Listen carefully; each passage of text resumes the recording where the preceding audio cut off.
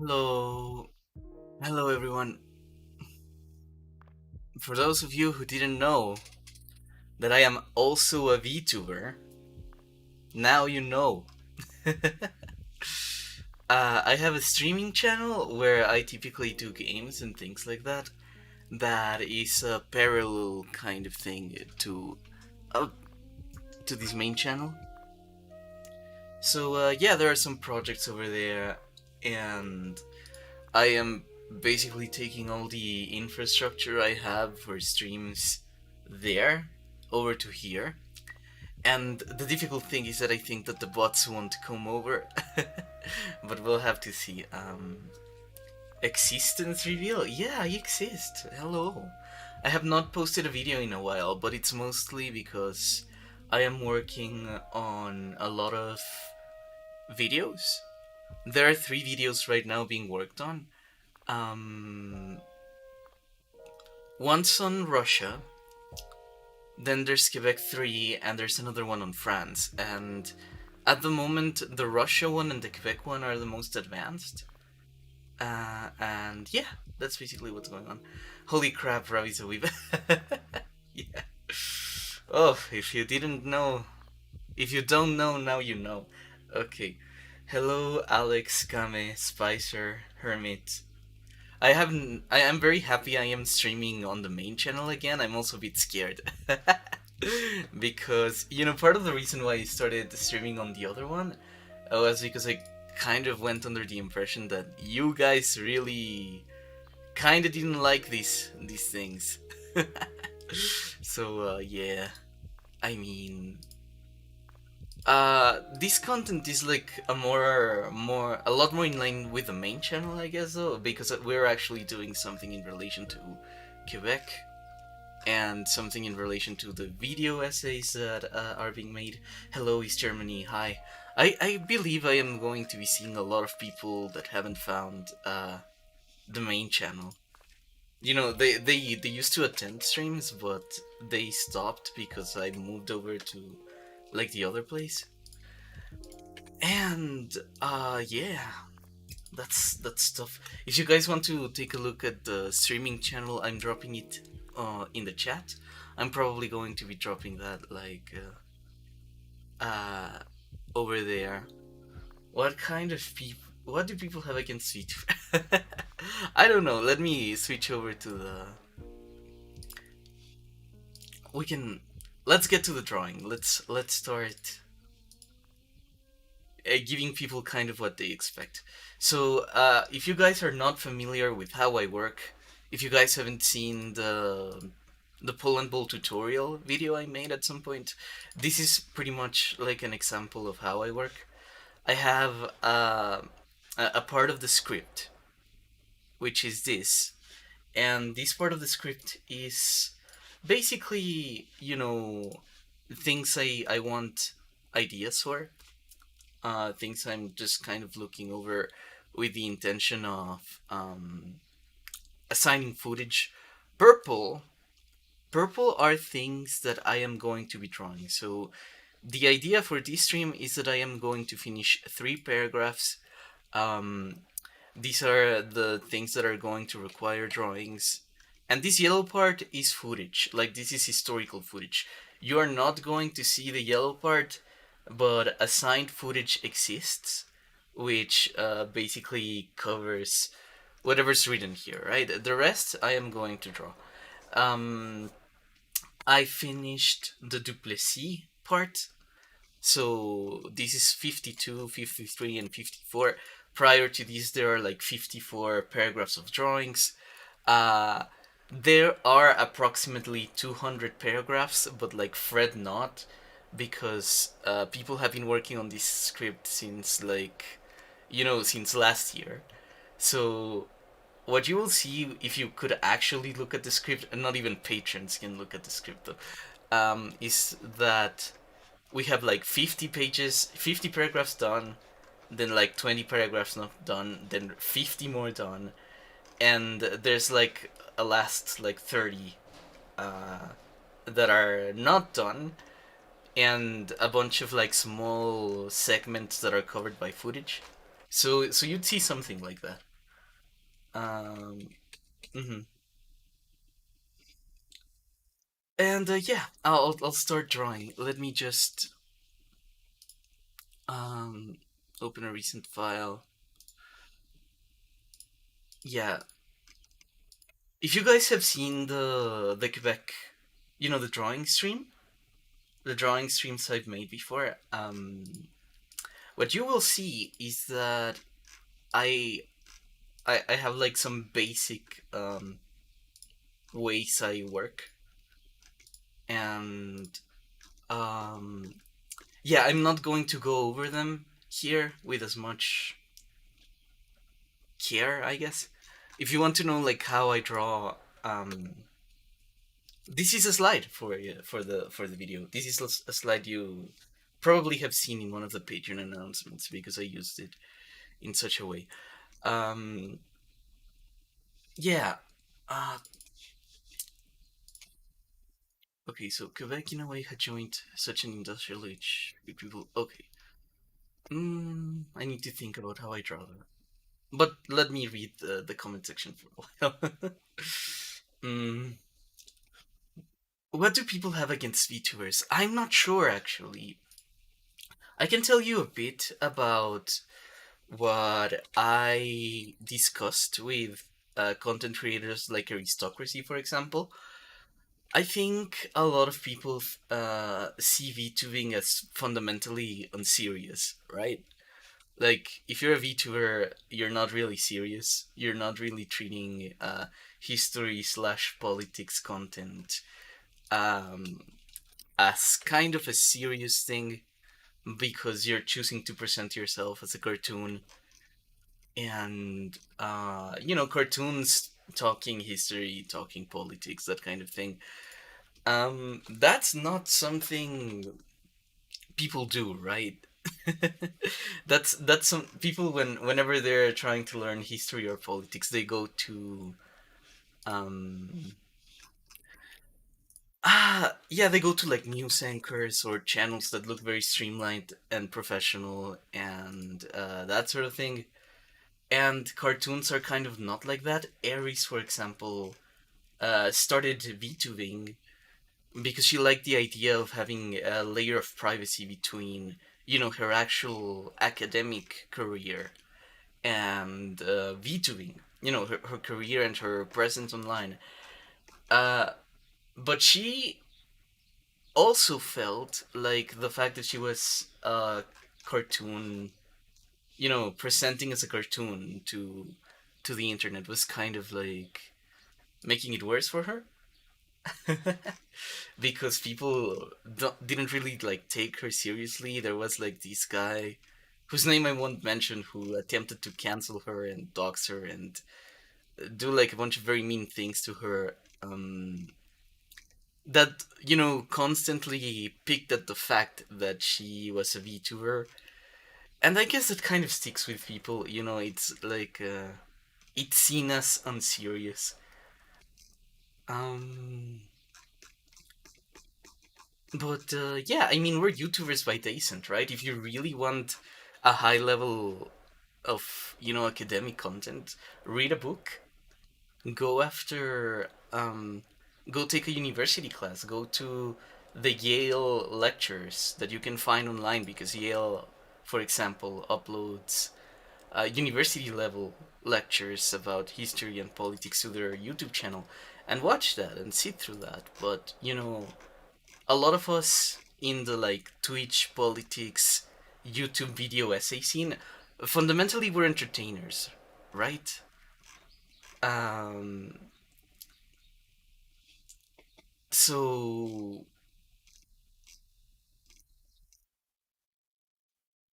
yeah, that's something we gotta keep in mind. We're whatever the things that we say are the things you should be skeptical of, the things that we say are the things you should be like okay, I have an idea now. I've been trying to think about everything, about making a slide this whole time. Yeah, the things that we talk about, the things that we present to you, they're academic content, they're educational content, they're a bit more, they're a bit more than what you'd get from like a YouTube video otherwise, right? Where not a lot of people are doing educational content on YouTube, but the people who are providing you something valuable. But by they send it's entertainment.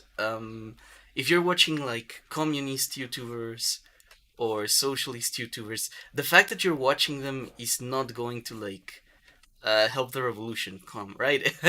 If you're watching like Democrats slash like liberal YouTubers, the fact that you're watching them is not going to make the Democrats win. This is like an educational entertainment kind of thing that we do, I guess. And it's not the same as politics, but we're trying our best to put like good ideas into the world.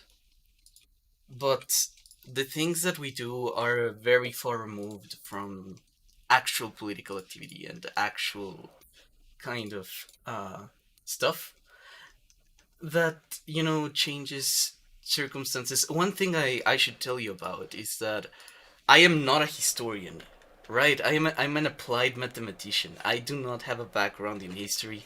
I do not have like a background in historical analysis. I just read a lot. And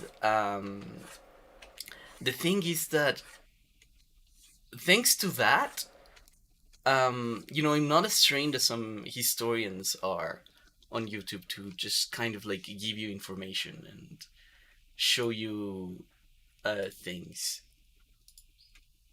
And I always kind of try to communicate that um, there are probably people who are more prepared to give you this kind of information. I always encourage like the idea that we should read more.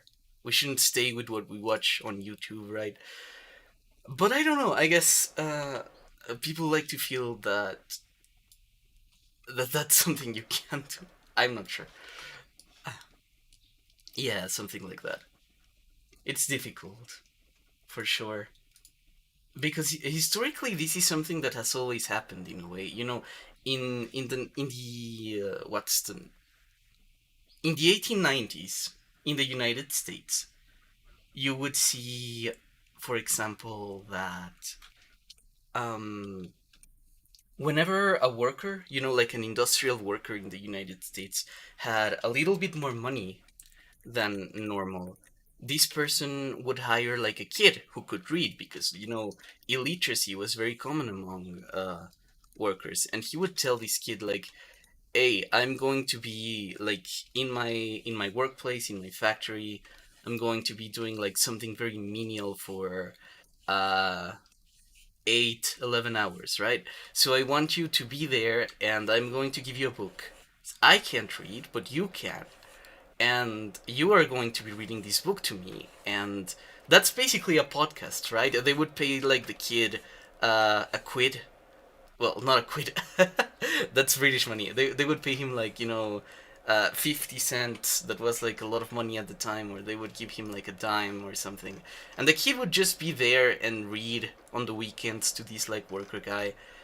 And, it was a kid reading a book. It wasn't like an academic, a lecture or something. But there was a desire among, the working class to uh, combine the need for, I guess, education and entertainment.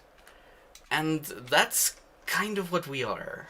That's kind of what history YouTubers are in a way. We get support, but the support is kind of conditioned on the idea that um no, we're providing you with information, but it's entertainment by day set. Like if you really want to like create a change in the world or do that sort of thing, political thing, YouTube is not the place to do it. It's probably a good place to learn a lot of stuff, but political activity is very different from the education part. In like leftist circles, people are told a lot to read theory, for example. And I mean, reading theory is important, but theory is very removed from what you will actually do in your life. I think that if you're interested in learning about economics, for example, it would help you infinitely lots more to learn about finance and learn about macro, for example, because finance is actually applicable and it's closer to, spending decisions that you might have to do in your life. And macroeconomics is like a politician level theory and application that, you might learn a lot about it, but you don't have like the means or the resources to get to a point where that knowledge will be useful, I guess. You can have it though. You can be an academic and be educated. I find that a lot of you guys, some people who join the Discord, for example, are very interested in like pursuing a degree in history.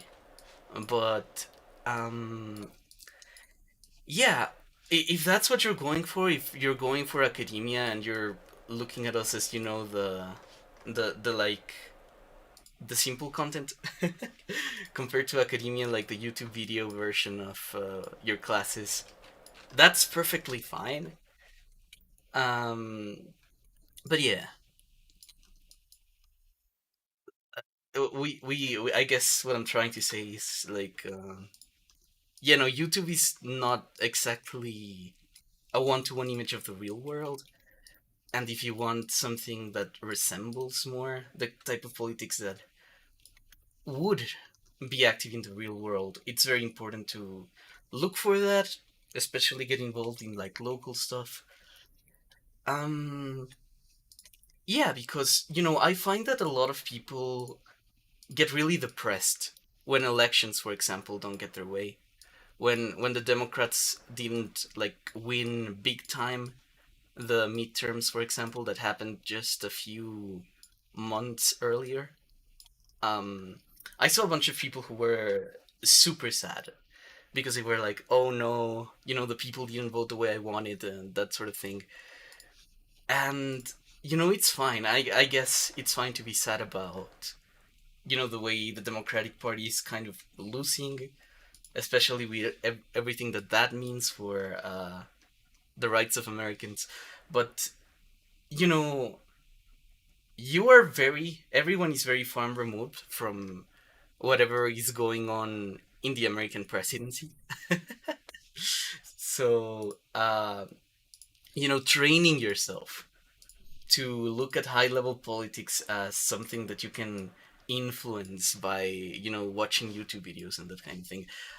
I think that's a little troublesome. It will be very hard on yourself because the results that are happening around elections, for example, there are people who have been in politics trying to make a career for upwards to 30, 20 years. They've been trying to make things happen for a very long time. Those are the people who typically run for office. And, we are very far removed from that space. So, yeah. uh, I think people are a lot more empowered and feel a lot more empowered when they realize that local level politics, for example, is a lot closer to them. It's a lot more manageable. It's a lot more like effective in that sort of thing. So yeah. One thing I always worry as a content creator, it's like the thing that worries me the most about YouTube and talking about these like high level ideas, is that people get the idea that just because we discuss this kind of thing, um, that we have power over it, and we often don't. We often the thing that we can do is provide the information as for how the world is the way it is, but creating actual change and creating actual substance is an incredibly it's a whole other area of work. So yeah. Okay, I'll read the comments. Murat wasn't king of Sweden. Bernadotte was. Oh yes, right. Yeah, it was Bernadotte. You're right. What did Murat do? Did he become king of anything? Let me Google that. Um, I just watched Quebec 1. I was waiting until Quebec 3 came out to watch the whole series. Oh, yeah, that's going. I'm trying to have these done by summer, but I no promises, right? Nyanja is currently in vacation in Germany. You know, she's back with her people. She went back to the motherland. She's just kind of doing things there. Um, and yeah, I am the only one working at the moment. So yeah. Ah, all right. He was a Girondin. He was in the Paris Commune, and he was in the Secretariat when the Reign of Terror began. So he was an acquaintance of Robespierre. I might have confused him. I am sorry. Thank you for thank you for the correction. I'm gonna give him the same voice on the games, but I'm just gonna leave it at that. So yeah, I heavily recommend the streams. They are great. Rap never misses. Thank you. So should we try helping you with ideas of what to draw? I don't. I mean, if you want to, you can, but mm, it's I kind of know what I want to draw. I guess I'm more divided about how I want to represent it. Because yeah, like the hardest thing about Paul and Bull essay and Paul and Bull drawing is not actually the drawing part. The drawing part is relatively simple, right? I have been doing it for years. You can see me doing it right now, just kind of mindlessly. Um, but what is very difficult is visualization, is thinking about an idea and getting it to a point where it communicates something in a way that is both effective and funny. It's kind of like comic book writing or screenwriting, and I don't do it. I should do it. I don't.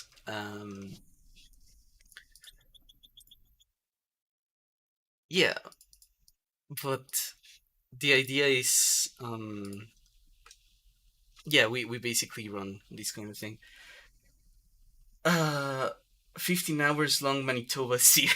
I don't think there's that much to say about Manitoba. I don't. I'm not that familiar with Manitoba to give that idea justice. I'm sorry. I'm sure Manitoba has a very interesting, a very interesting worldview. Okay.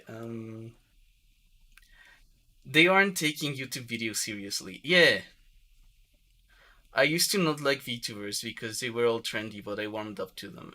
Yeah, I mean, uh, YouTube is about content creation is about getting people. What am I even gonna say? um, yeah, no. So content creation is first and foremost entertainment.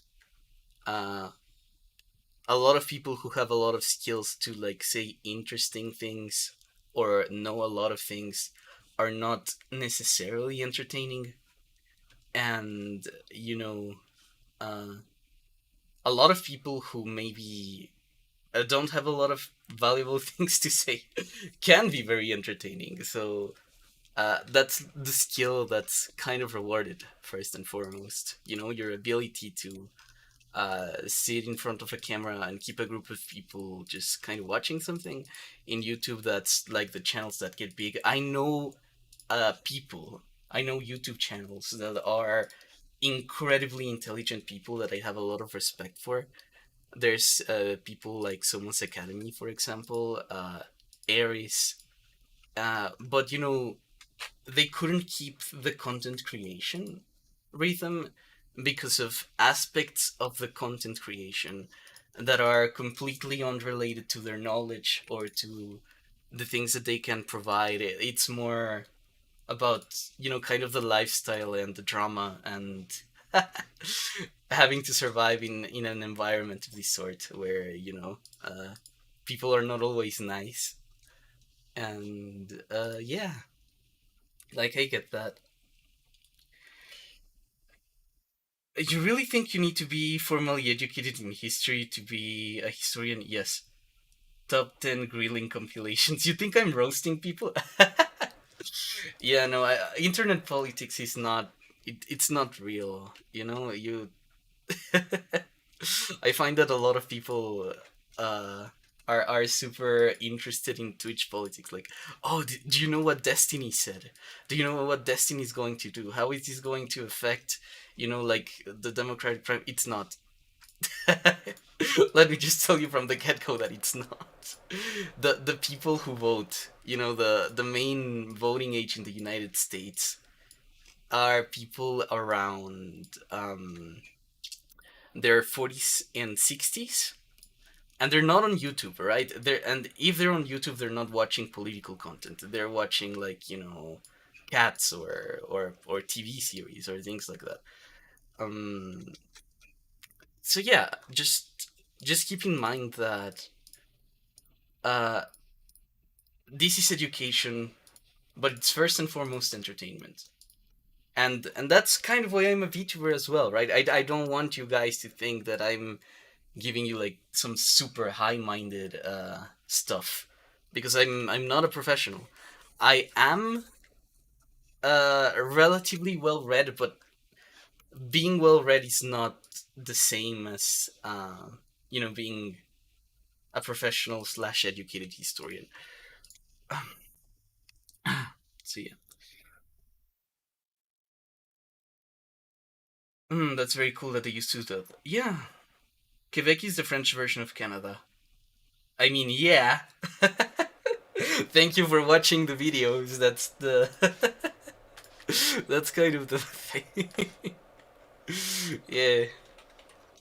I see that my series is working. Thank you for the confidence. Wow, I didn't know you draw those sides over and over again so many times until it's perfect. Yeah, I draw. It's drawing circles is probably one of the harder things about this kind of stuff. Drawing circles is really complicated, and especially in Poland Bowl, because circles, eyes, the eyes are the only thing you have to create expression. So, um, unlike anime where you can rely on like eyebrows, for example, right? Um, the eyes are going to be the only thing that communicates and conveys emotion. So you really need to get the eyes right, because a small change in the eyes is going to be uh, a very big change in the picture. So yeah. Well, I didn't know you. I'm very interested pursuing my way to a burger stop. Oh, okay. That sounds cool. Oh, SFO, hi! Welcome! We are drawing slides for the Quebec series right now. I saw you stream. Uh, Here I can actually. What can I do here? Here I can actually raid people. The other channel is too small, and I won't be allowed to raid until that thing gets like 1,000 subscribers. So until that happens, I can't trade you back. But while I'm on this channel, I can. And hi, welcome everyone. um, you guys should watch SFO. He's kind of a reactionary, but like a good reactionary. I'm kidding. I'm kidding. Yeah, we discuss politics a lot in private. I kind of get where he's coming from most of the time. I think he's like the kind of guy that experienced the 90s at their best, and he really likes the fact that there used to be a world before this one where people were more civil and politics were less complicated, and people were just kind of respectful, right? It wasn't as much of a complicated kind of "I hate you, I will cancel you" world, but it's just kind of where we are right now. I am more of the idea that yeah, no, we need to accept it, we need to like address it and get good. And the SFO very bravely still commits to the idea that we can have the the 90s peace again. And I'm not sure if we can, but hey, that's why there's so much diversity of opinion here, and that's good. You should look for a diversity of opinion in your content creators. Go look at SFO's channel if you haven't. I'm gonna link it. I'm gonna make a pause for to like link it. We also have had debates like in private. I have told him things like outright, and then he made that video. He makes videos out of that, and I'm like, bruh. So yeah, here's SFO's channel. Please do check him out. Thanks for the raid again. Um, let's see. I'm gonna read the comments for a while. I've been too focused on the drawing. To me, the Democrats won the big time. I was very happy about it. I don't know. I don't consider that a win. Like their performance on the 2022, I didn't really think that was a win. But wow, country Wilton technique looks very on point. Yeah, I've been doing this for like 4 years, 2 years now. I'm just kind of at a point with it. The Democrats were supposed to lose painfully bad and instead only lost by a paper cut, so I think they did pretty well. It's kind of meh. I think they should have, a good performance would have been keeping the stuff, but they didn't keep the stuff. For those on the hunt for academic articles without paywalls, ArcShip has none. Unfortunately, it's basically just CS and physics stuff. There is some economics, but not much. Ooh, thank you. Thank you for contributing that. Nowadays, it's being in politics for 60 years. Yeah, right? Like the Kennedys? I forget their name. Yeah, there are still Kennedys in politics, and those guys have been there since like they were born. Yeah, like, yeah, my dad was John Kennedy. His dad was this other Kennedy. That kind of thing. Yeah, sad. I realize politics just isn't for me. That's fine. Political stuff. It's like what it requires a lot of involvement. It requires a lot of effort. I've known people who are super aware about politics and their life is like a disaster.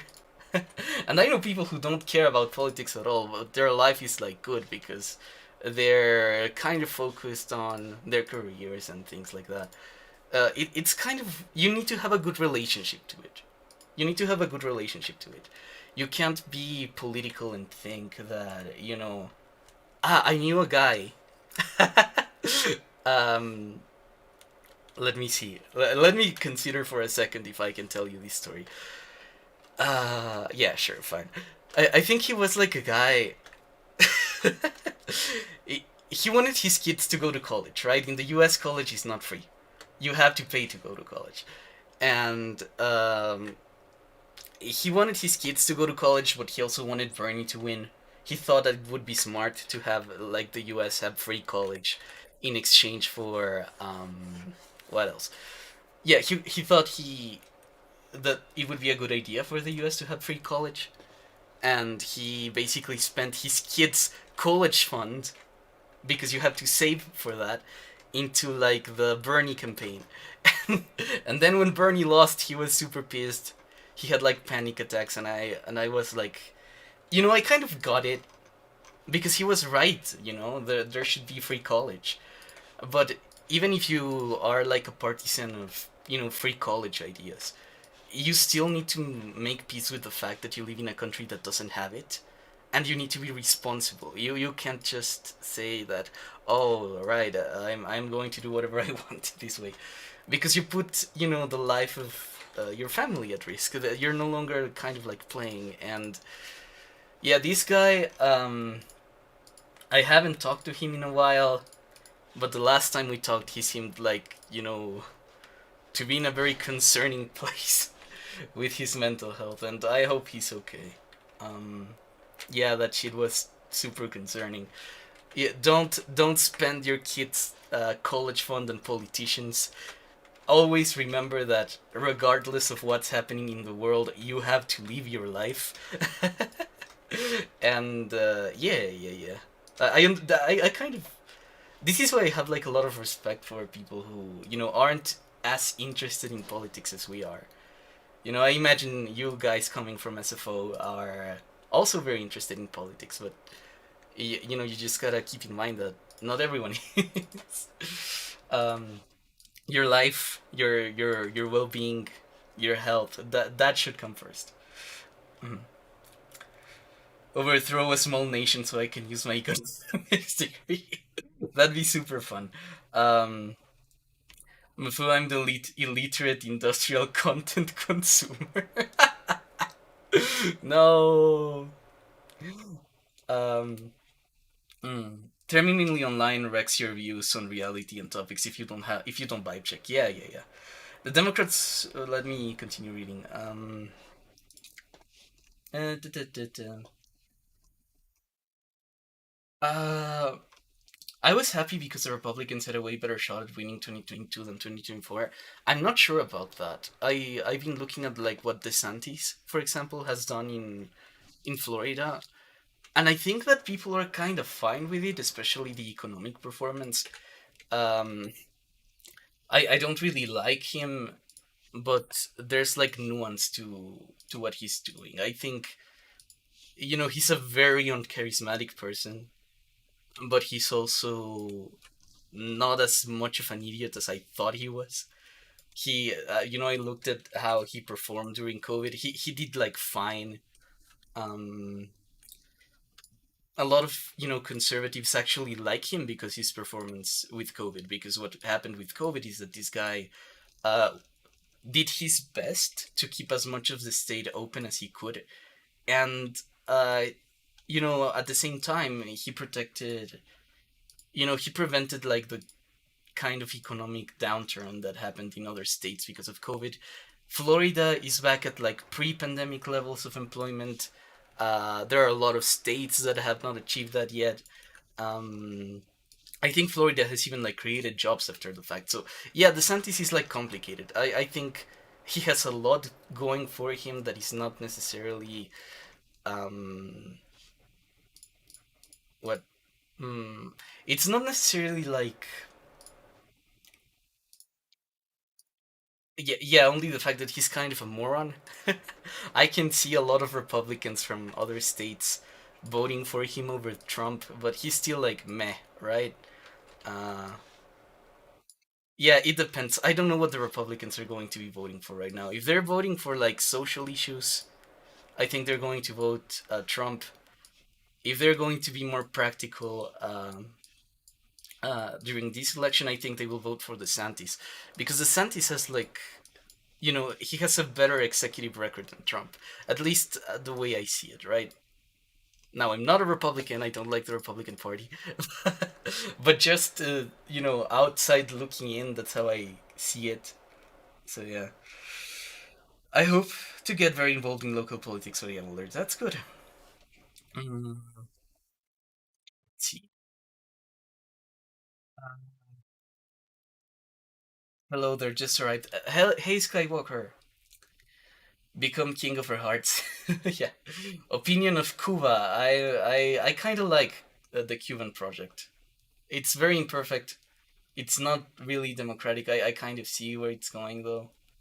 Yeah. You got rated. Yeah. Est-ce que tu es québécois? Non, je ne suis pas québécois. Je suis mexicain et je suis français. Je peux parler français parce que j'ai habité à France pendant tant de temps. Je suis né là, mais je ne suis pas québécois.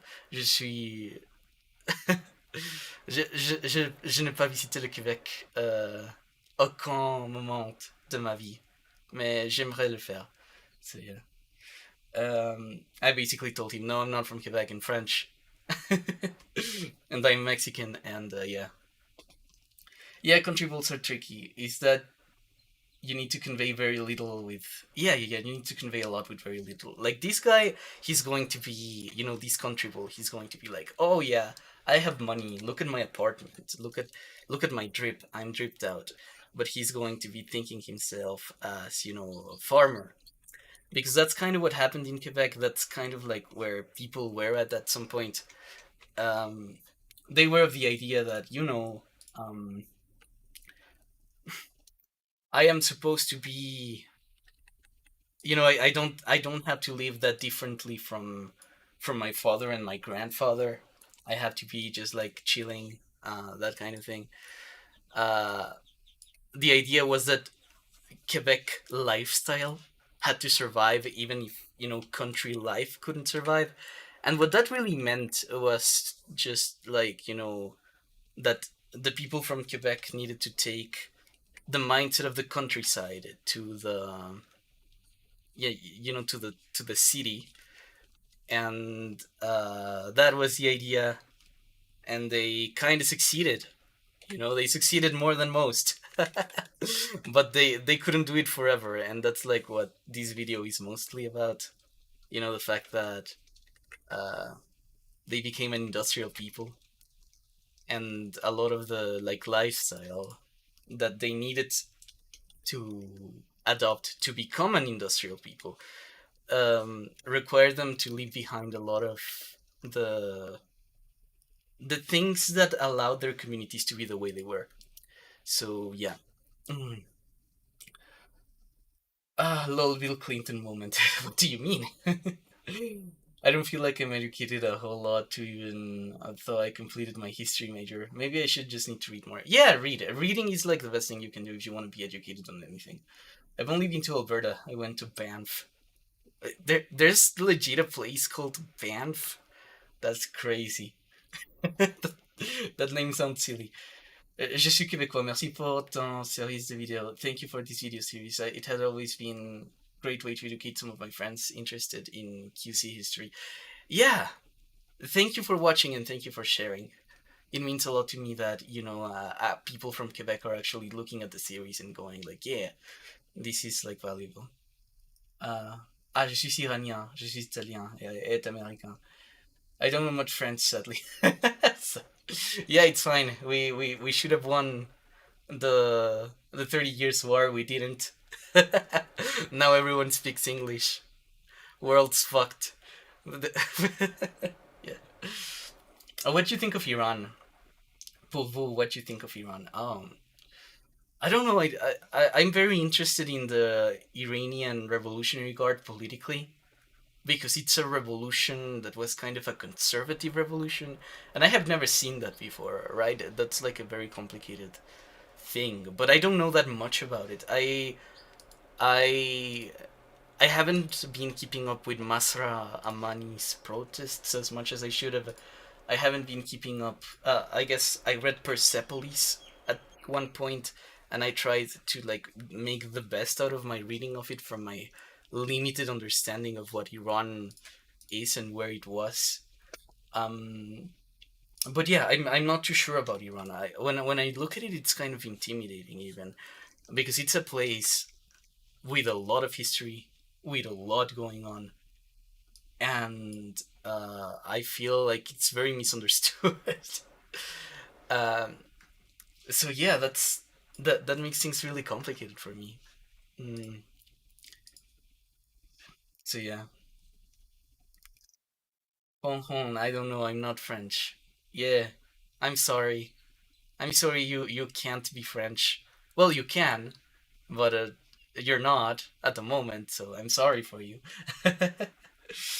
uh, Late 19th century people in photos are very interesting. They had very modern clothing. They dressed in suits, but they lived in the same log cabins. Yeah. I have an immense respect for the Persians. Sorry, Iranian people. What? Okay. I think it would be really hard to apply the agricultural mindset effectively to the city. You'd be surprised, but people tried, and they were kind of successful. Salut! Hi from Alberta. Love the series. Thank you. Merci beaucoup. Banff is a national park in Alberta. Absolutely beautiful. I recommend you go there. If I'm ever in Alberta, I'll try to think about Banff. 30 Years War, France did win that war. We didn't win enough. The English still were around, and that's the thing. I mean, it's also a town. I think many people learned a lot about Quebec from your videos. Yeah, it's probably the biggest Quebec history thing you can find on YouTube. I'm very happy about that, because like at some point it was one of the smaller ones and now it's one of the bigger ones. So yeah. Here some people say US made Republic Islamic. Mmm. Yeah, like American intervention in the Iranian Revolution helped. Yeah, helped the Revolutionary Guard just kind of uh become a thing, I guess. Hmm. Yeah, I can see that. I can see why people would think that. Because the Iranian Revolution, for those of you who don't know, was not like a revolution of, conservatives. The Iranian Revolution was actually super complex.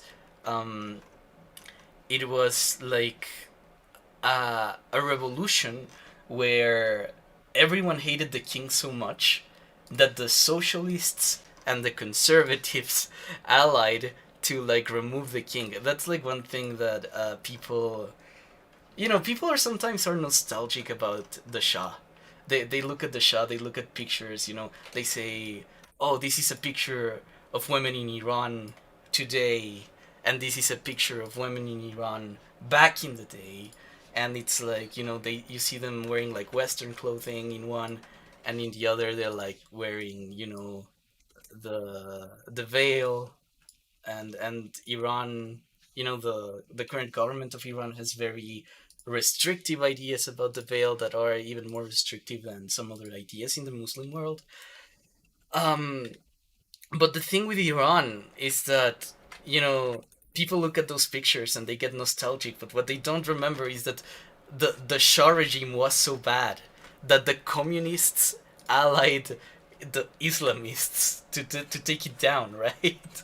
And then there was like a problem, like debates over whether it should be the Islamists who ruled or the socialists who ruled, and there was also a problem that the Americans didn't want the expansion of communism, and the Soviets, who at the moment were kind of interested in seeing if they could do fuckery in Afghanistan, were like, yeah, no, Iran, if Iran joins, now we have like an out to the Indian Ocean, a communist state in the Indian Ocean, and that's gonna be great.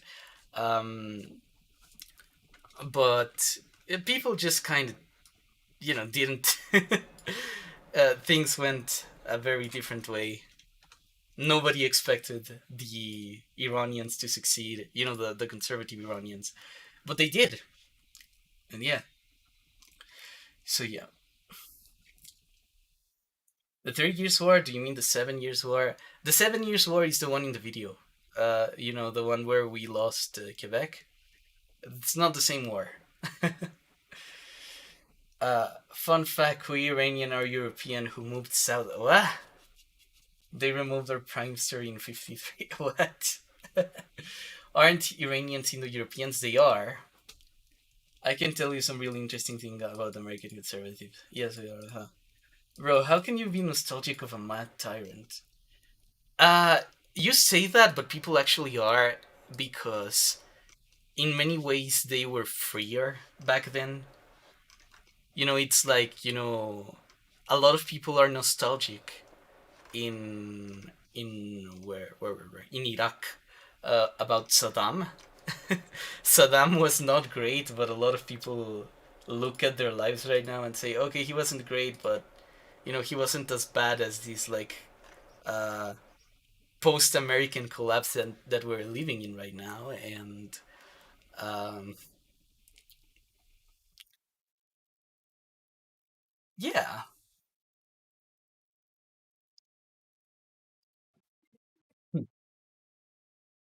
yeah. I have a bit of a cough, by the way. Yeah, people were saying like in regards to Iran that yeah, maybe the Shah wasn't great, but the Islamic Revolutionary Guard is not like great either. And if you had to like pick a situation where you had one or the other, a lot of people just kind of choose the Shah because the Shah was like more Western aligned. And if you're like one of those people who, think the West is like a development model that we should look at, uh, just like in general, you're more likely to be, nostalgic for the Shah. Even though the Shah was not great, he was like Western, and he had ideas. He had an idea of like Western development through like yeah. friendship with Britain, friendship with France, friendship with the United States, guidance by Britain, France, and the United States. And a lot of people just didn't like that. But, you know, would you rather live in a country that kind of revitalizes the more conservative aspects of itself, or some people may say yes, but if you're one of the people who says no, then a lot of guys just kind of look at the shot and say, yeah, like this was better, this should have been. If I could like look back and take my shots, I would pick this thing. So yeah, my VPN glitched. Oh, US kicked out my family in 2016. I thought maybe you just got them mixed up. No. It's like people in Italy being nostalgic for music. Is that a thing? Oh my god. They were better times, but I guess it's slightly different. Happens a lot with Soviet nostalgia. Yeah, yeah, yeah. Like the Soviet states kind of sucked. You wouldn't want to live in a Soviet state if you are used to like all the things you have today. Like, yeah, like Soviet people. There's like this study that says that Soviet people, uh, didn't eat that much. That's not true. Um, there's like a CIA report that people like to throw around that says like, oh, the Soviets, they weren't eating like well, but they were. They just weren't happy. Because their diet kind of sucked.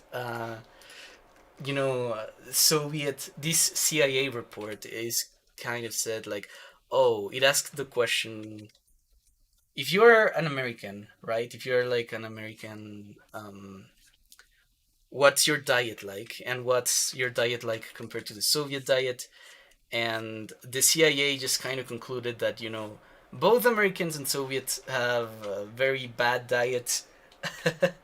um, Both eat like a lot of carbohydrates. They don't have like a lot of uh, you know dietary recommendations worldwide are against sugar, and the US and the Soviets both have like a lot of sugar in their diet.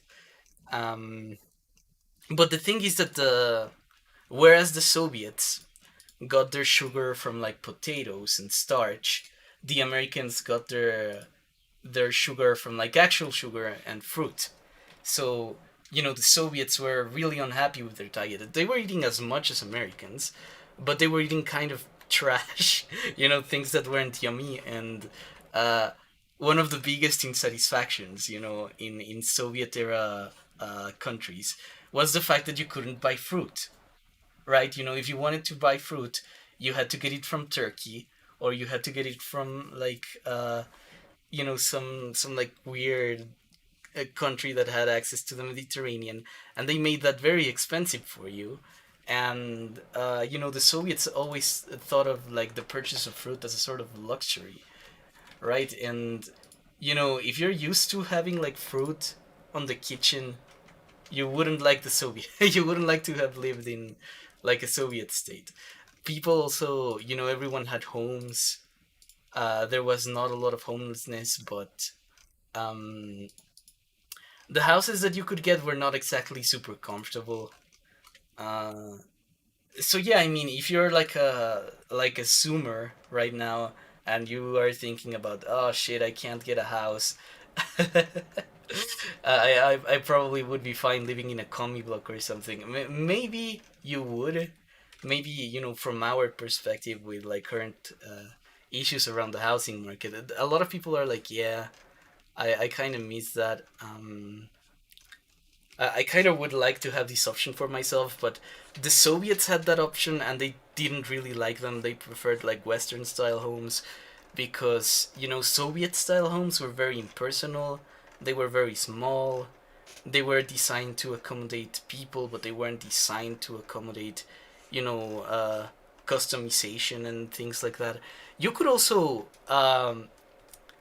what else?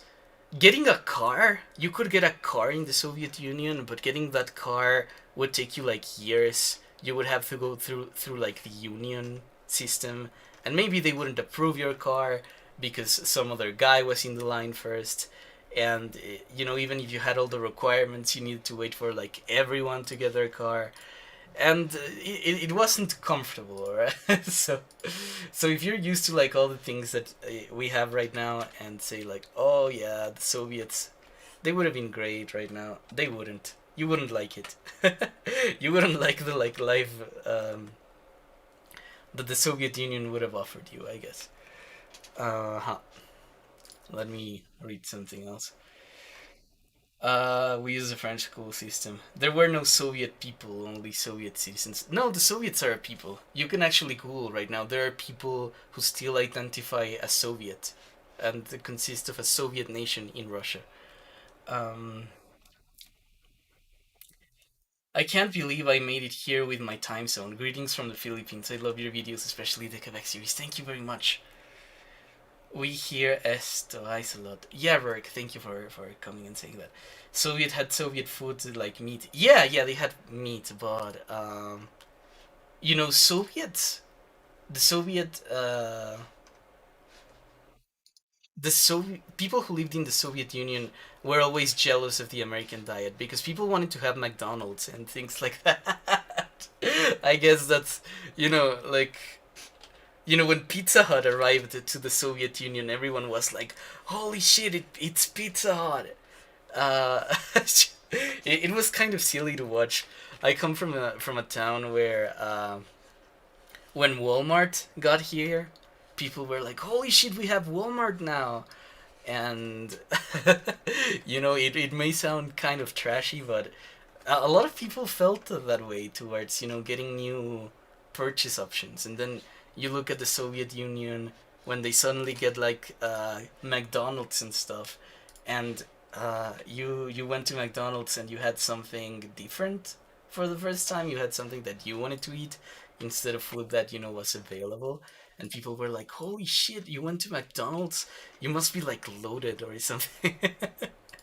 Yeah. Also jeans. Like if you wore jeans, you had like money. Things like that.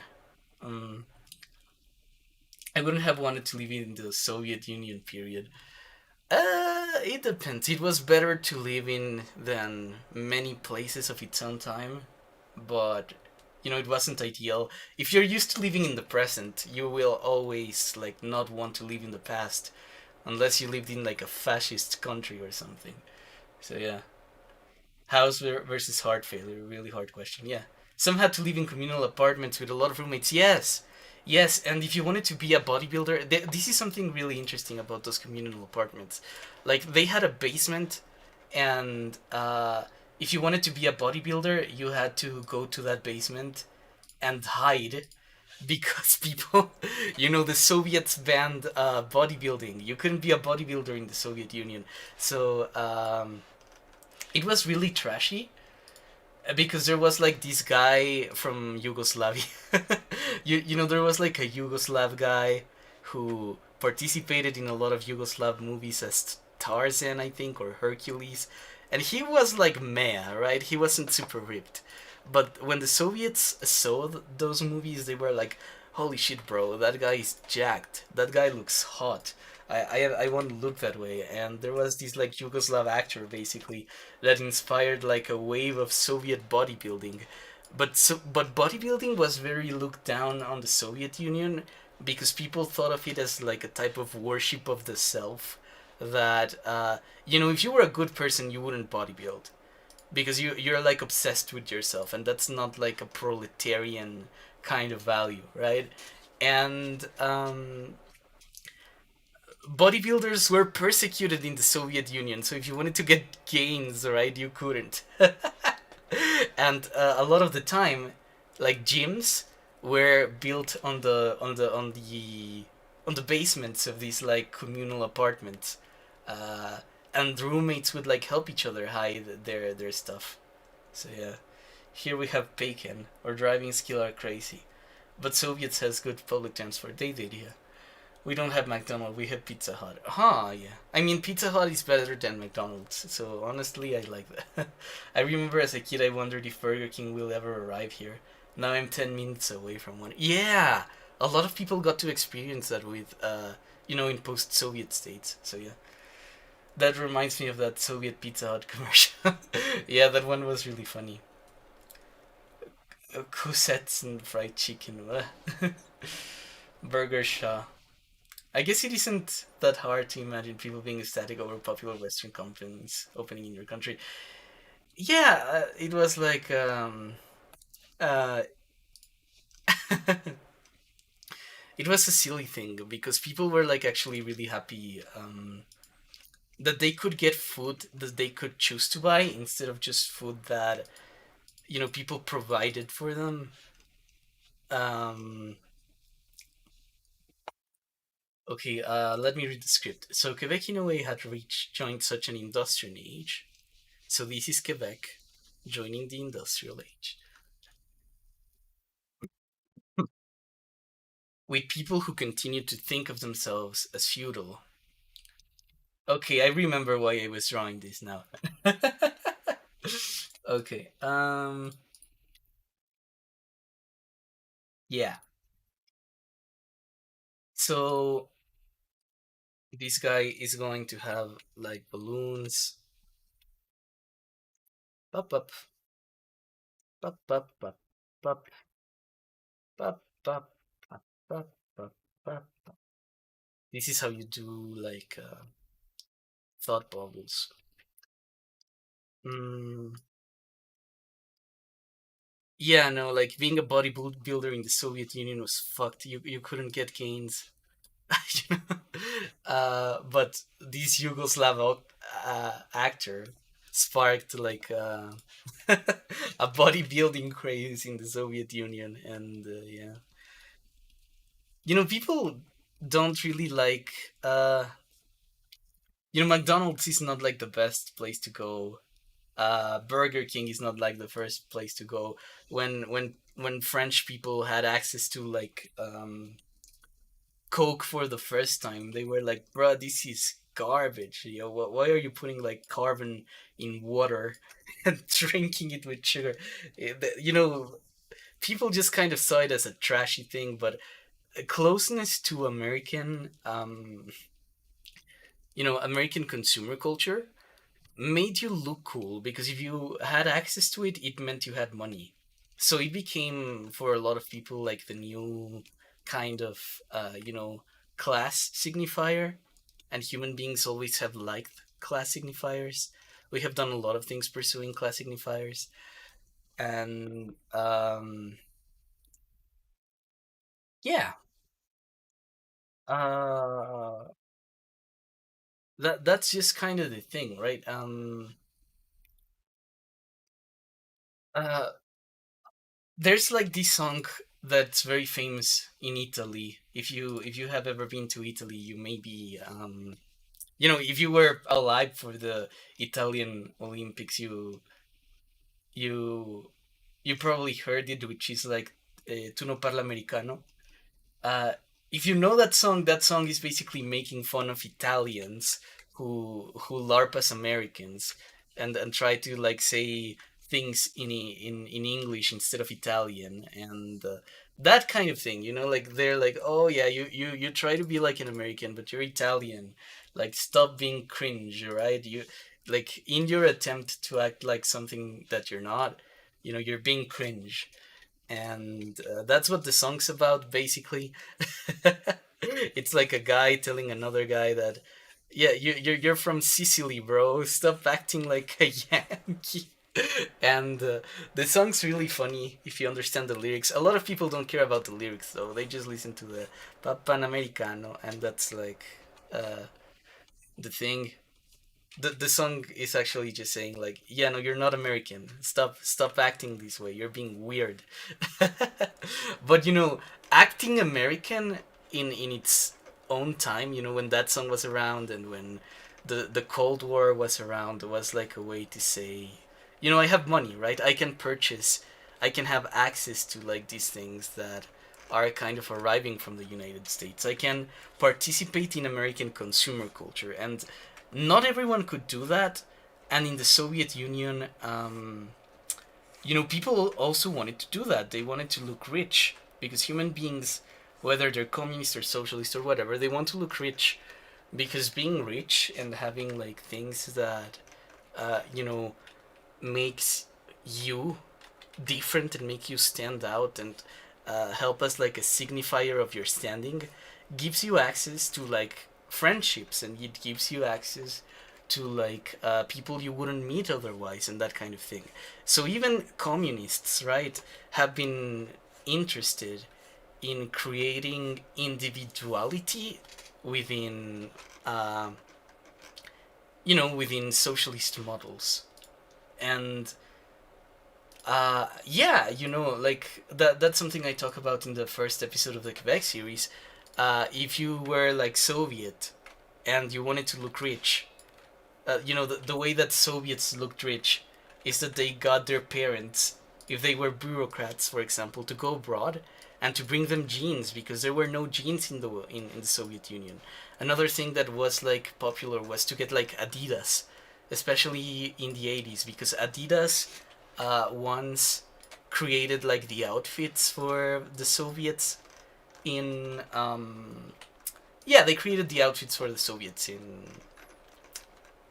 1970, in the 80s Olympics, I think. And everyone looked at the athletes and they said, "Wow, bro, those guys look amazing. They look so cool. They have Adidas on." And that thing sparked a craze for Adidas that continues today in many like post-Soviet countries, right? Because now the thing about Adidas is that it allowed people, maybe you can't be like a Soviet athlete, but you can look like a Soviet athlete if you buy Adidas, right? And that's why people like Adidas so much in many like post-Soviet countries. That's why this stereotype of the Gopnik uh, wears Adidas. You can kind of think of Gopniks and that whole culture as uh, Soviet post-capitalism, right? The Gopnik kind of aspires to be rich, to have access to all these things that are pursued in the West, uh, but the Gopnik is like economically disenfranchised, so they dress themselves in their ideas of what rich people look like, but they aren't rich people, right? So they don't know, and they go for like the things they kind of understand to be signifiers of class. And right now they're seen as kind of trashy because nobody likes Adidas anymore. But yeah, in their own time, that's why Adidas got so big and why people in the Soviet Union dress with like Adidas and stuff. So yeah. Tubo Fal Americano. Yeah. Thank you. Renato Garzón in 1957. Yes, this is a very Cold War song. It's like telling people, you're not American, stop acting American. I had no idea it was making fun of American LARPing Italians. Yeah, it's making fun of American LARPing Italians. Yeah. Uh, Tubo Fal Americano. Yeah. It is. The problem is the lyrics are in Neapolitan. Oh, yeah, right. Neapolitan is like different from Italian. Definitivamente no hablo español. Yeah, that's fine. So it's not that easy to understand. I'm flattered that people try to look American. It was a class signifier back in Europe during the Cold War to look American. Do a video on the history of modern drip. I could. Call me drip. Wait, Soviets wanting Adidas, the memes. Yeah, that's how that started. Adidas is my favorite cloth brand. I like Nike for the shoes, but Adidas is quite good. I like Skechers. Skechers make my favorite shoes, but I'm a runner, so I'm biased. Uh, I always go for Skechers. Mm, yeah. A German cloth brand is popularized all over the post-Soviets. Yeah, because they were good. The Adidas was West German. It wasn't East German. There is a whole ocean of fake sports brands. Adidas, Pumo, Hike, Hike, Nike. Yeah, those things. We were talking about that before. I think we once had a conversation about it. Toot toot.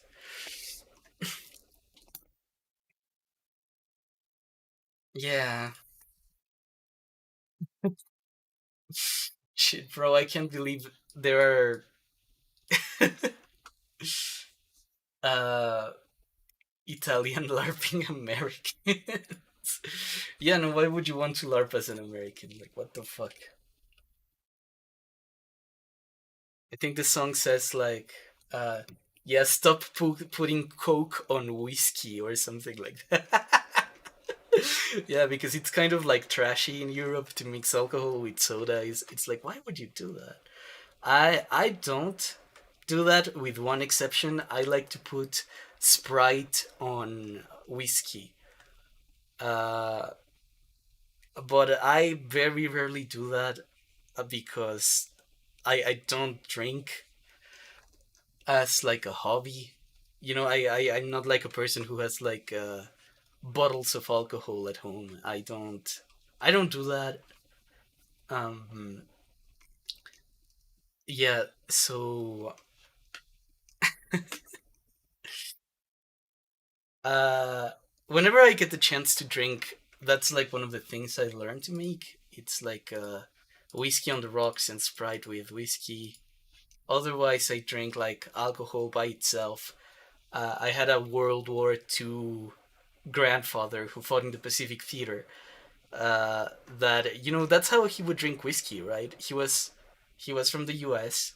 Whenever he was having whiskey, he would say like, "Oh yeah, like give it to me on the rocks," and he would like put water on the whiskey, and yeah, he would have it with water and one big chunk of ice. The idea of having like whiskey on the rocks, a lot of people don't know this. They just think that on the rocks means it has ice. It doesn't. It means that it has a big chunk of ice. Because if the ice is small, then it can like melt on the drink, and now it has water. It has water, and it starts like making it uh, watery whiskey.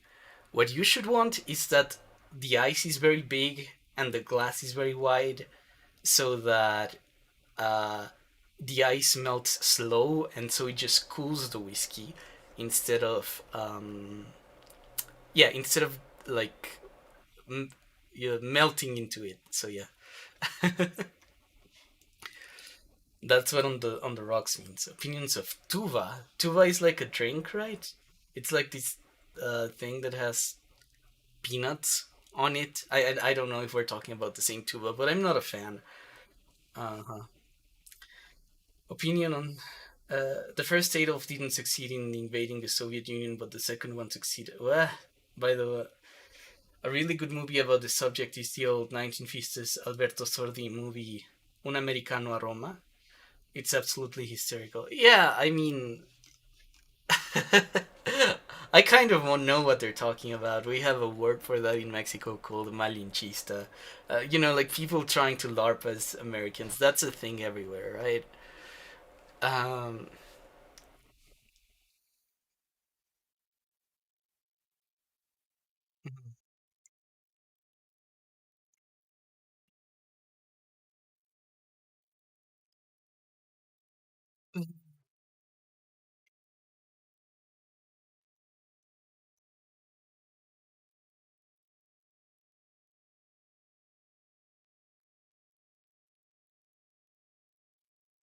okay, I think I'm going to finish this one. At the moment, we have drawn uh, this,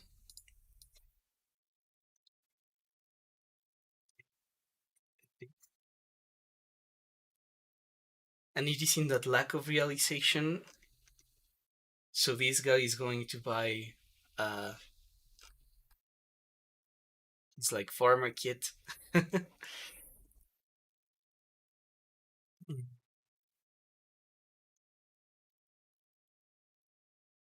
Let me just save a couple of these as images. So yeah.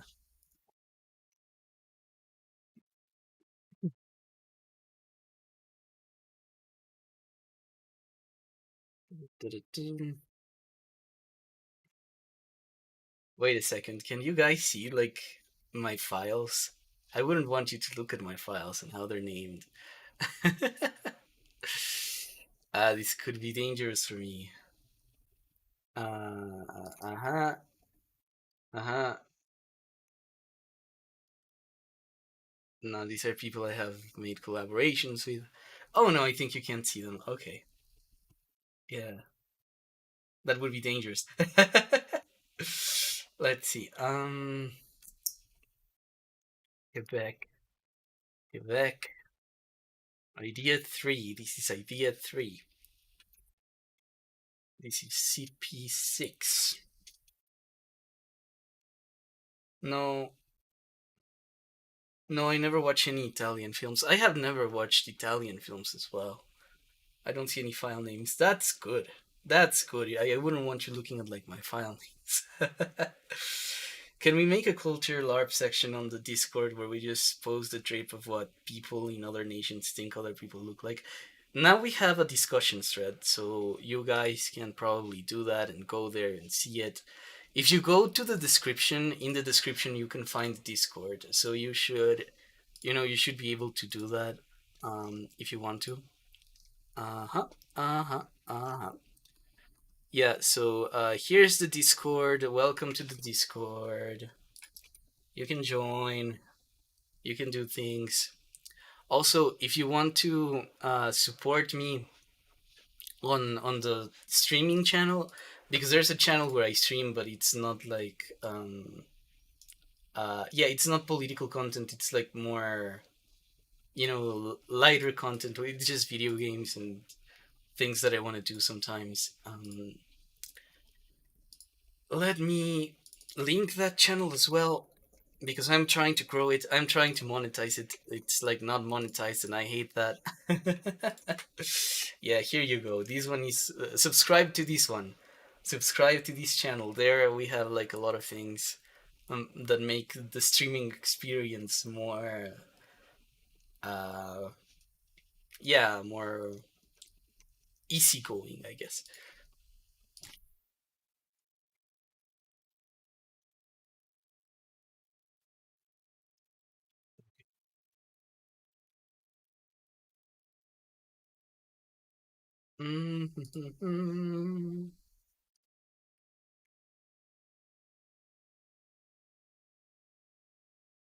I'm just saving the files right now.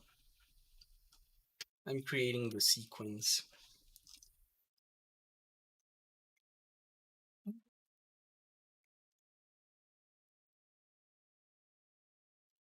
You might see like jitters on the screen. That's normal. That's just how these things are done.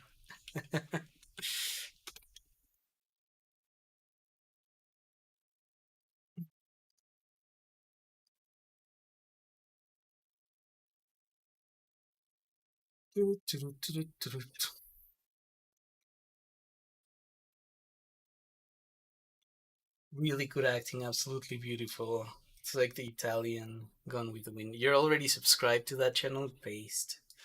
That's what you should do. You should subscribe to the streaming channel. Or else I'm gonna come back here and I'm gonna stream video game. Yeah. It kind of sucks that I have to like monetize the channel again. I would like to be. I would like it to grow a lot faster than it's growing.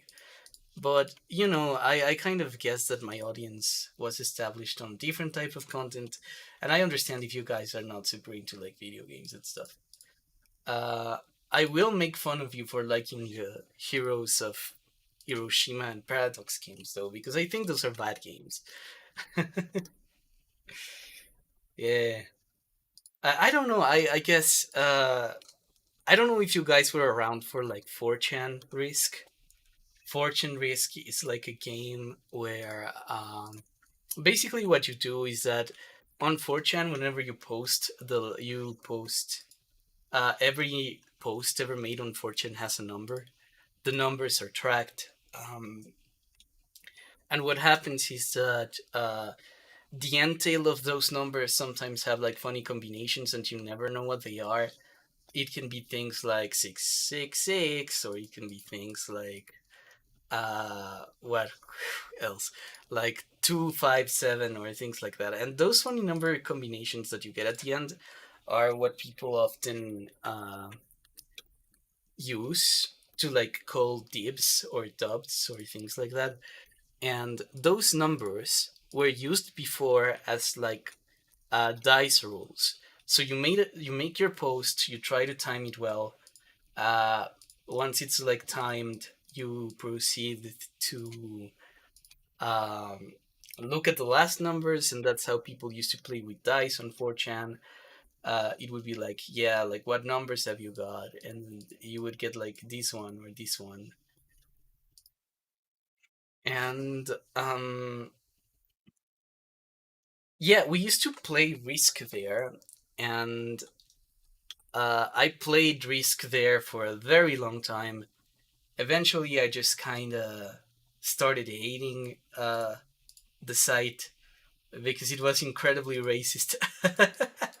Like, I went to Fortune for the Risk. That's I'm probably like a minority of some sort in regards to that.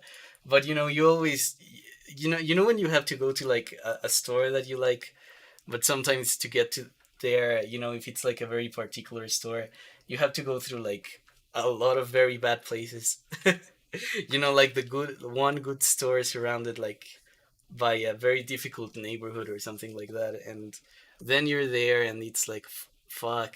I like the store. I like going where I'm supposed to be going, but I'm surrounded by so many things on the way there that make me kind of not want to go, except when once I'm like in the place I want to be. And that was my experience with Fortune. Like I went there for the Risk.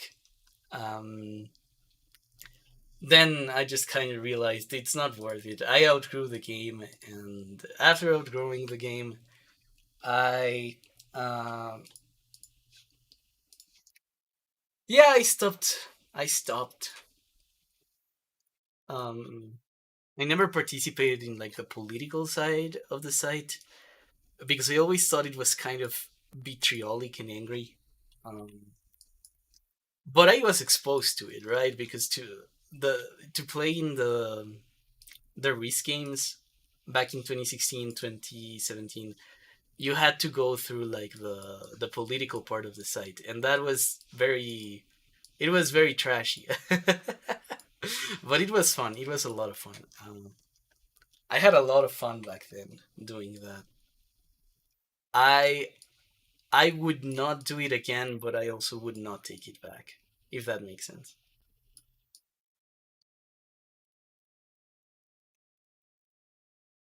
Mm-hmm. Yeah, like growing up, I find that a bunch of people have like hobbies. They fall in places, and sometimes they don't get out of those places, and that can be quite sad. But part of what being an adult is, and part of what growing is just like learning to stand your ground with a lot of these people and a lot of these things, to say that okay, you guys are struggling. I'm not gonna hang out here anymore. Yeah. Did you guys like iDubbbz, like new iDubbbz? I actually like new iDubbbz. I think that what he did was very brave. He drew a land on the sand for something I think a lot of people don't even try to. Like I don't imagine many of like the anti SJW YouTubers, right, doing that like ever, like what iDubbbz did. Because they just kind of developed this. It's something that's very difficult about being like an opinion YouTuber, right? The thing with being an opinion YouTuber is that uh, people will like you for your opinion and your ability to express it, and they will look for you because you can have this ability to confirm their opinions back to the crowd, basically. And the thing that's really complicated about that and really difficult is that you will at some point develop an audience that likes you for the opinions that you express, but not necessarily for you. So if you at some point want to change your opinion or change your content or change what you say and how you say it, people will get mad at you because you're no longer saying the opinion that you used to say. So people do, there's like this Hitlerian process basically, where the crowd has an effect on you while you have an effect in the crowd. And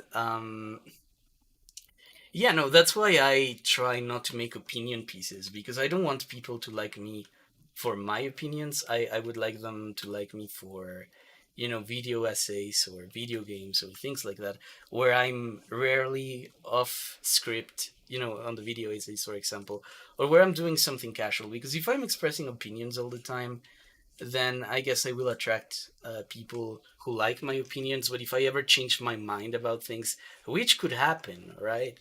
Like, I could change my mind on economics or on like my politics or whatever, and I don't want people to suddenly say, "You changed, bro.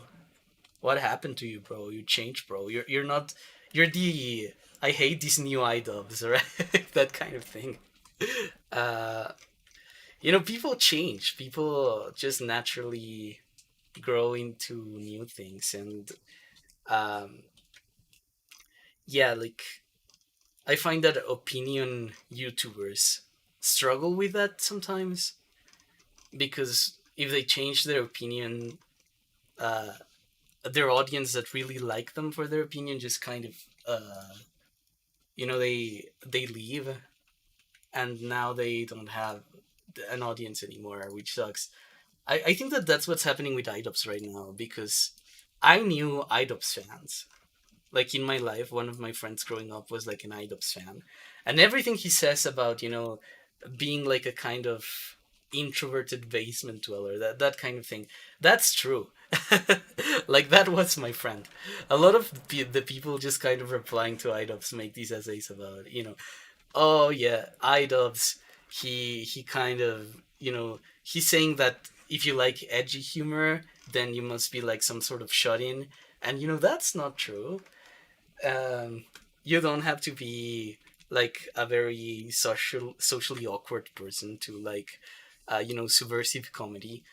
And they're right, but it's a fact that, you know, just often, it's too much of a pattern that happens to ignore it, right? It's like, huh. What you guys may not know is that Idov's just kind of, he met a lot of his fans, and they were people who would scream like the N word at him and things like that, and he wasn't comfortable with that. Nobody, I don't think anyone would be comfortable with that. But the way that he created videos and the way that he just kind of managed his channel made it so that people felt like that was an okay thing to do, and that's a big part of why he's changed.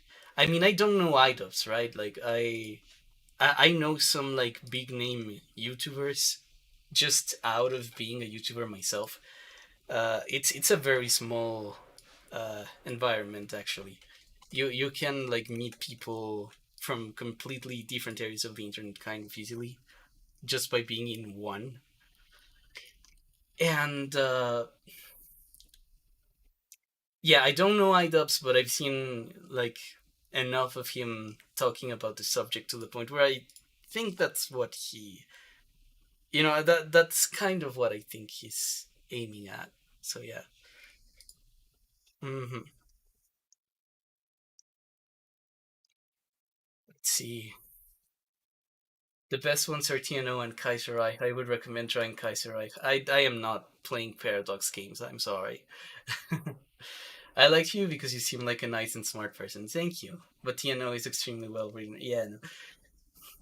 I heard birds chirping through your stream. I live right next to a forest. The chirping's normal. Hmm. It's kind of a shame that people will come to you for your opinions regardless, no matter how little you share your actual opinions. Yeah, yeah, that's kind of like a doom thing.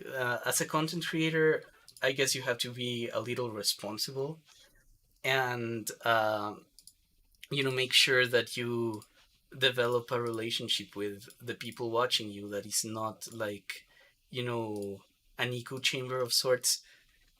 But it's very difficult because nobody will tell you to do that or how to do that. If you're a creative person and you are like making things just because you like to make things, uh, having a community is something that will just happen one day, right? It's not something that you will have to, you know, think too much about.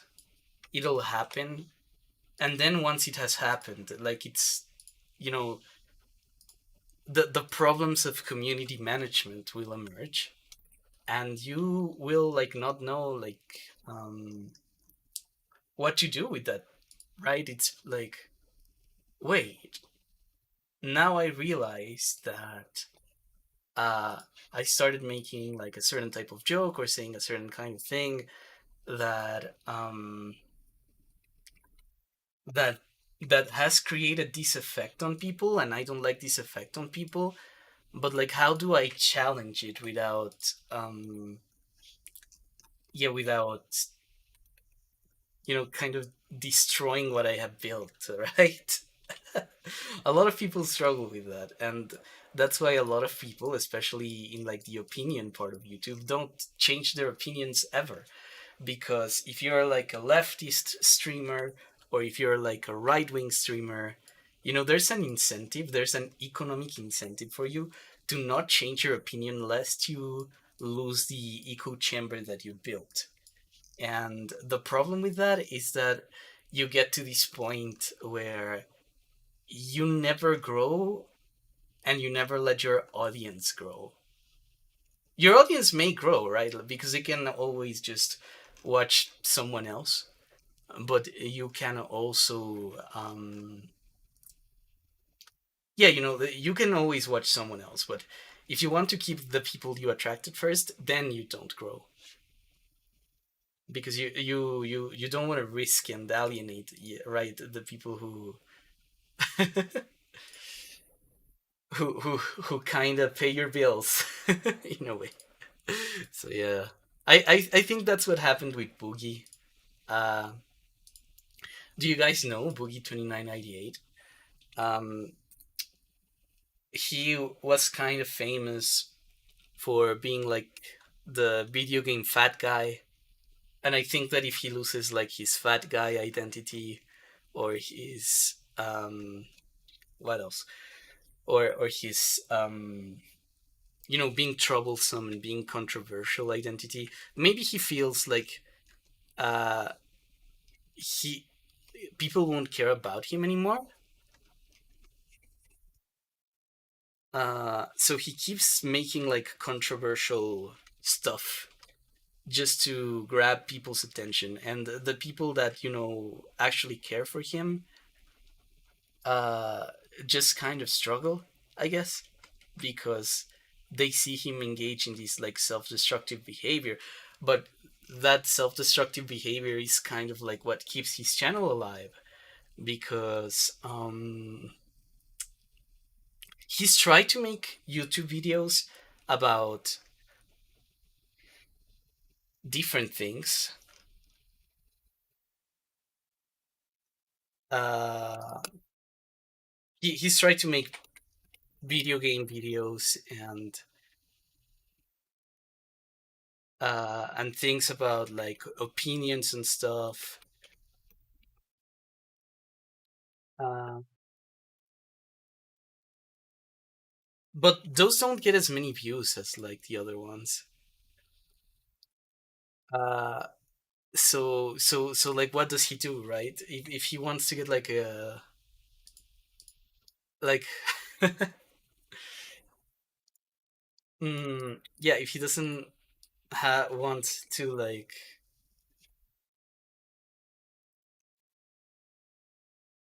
lose his audience, I guess.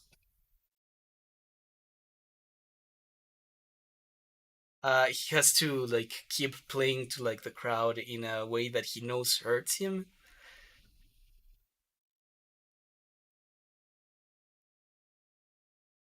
And that's one way that you know things can get quite toxic. I guess all you have to do is be woke in like the traditional sense of the word. You have to be awake to the way that things are online, and you have to be like street smart. right? That's what woke used to mean before, this current like American thing. It meant being street smart, knowing that some things in the world are kind of funky.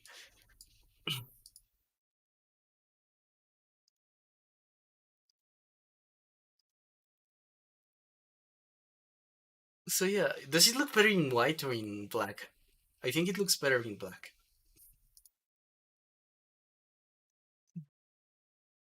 Hmm, hmm, hmm. Yeah, so that's what being woke used to mean. Like being woke meant being like awake to the fact that like racism was a thing, and you weren't supposed to be woke as a collective. Being woke is like something that you would tell someone else, like, you know, don't go out in the street at midnight. I know this is something that you're supposed to be able to do, but get woke to the fact that you can't, right? Like, that's what being woke meant. It meant being like aware of yeah, just aware about like the world being like a certain way and things being a certain way. Right now it means I'm not sure what woke means. I don't think anyone really knows what woke means. I have been listening to it and heard it thrown around to say so many different things, bro. Like uh I don't know, people just kind of use it like cringe. People say woke to say cringe, and I don't think that's very useful. I like you despite the difference of opinions. Oh shit. So that's a good sign, probably. It is, yeah. I should probably keep that in mind. I am quite opinionated, like on the Republic of China. Uh, Opinion of China? You want to know my opinion of China? I think they're a very imperfect country, but I want them to succeed because there are a lot of people living in China. If China doesn't do well, it could lead to a lot of human suffering. And yeah, I've always been like sympathetic to China in the sense that I don't want like a huge Ukraine style thing to happen in China. Um, so yeah, I mean, I kind of appreciate them, but I appreciate them in the same way I appreciate like people who've created things and who've done things that are interesting. Um, so yeah, you know, it's like a different country, a very different culture, people who do very different things, uh, that sort of stuff. Uh, like if what you mean is, do I like that they're communist? That's a whole other conversation. I am very left wing. I should tell you that outright. Um, um,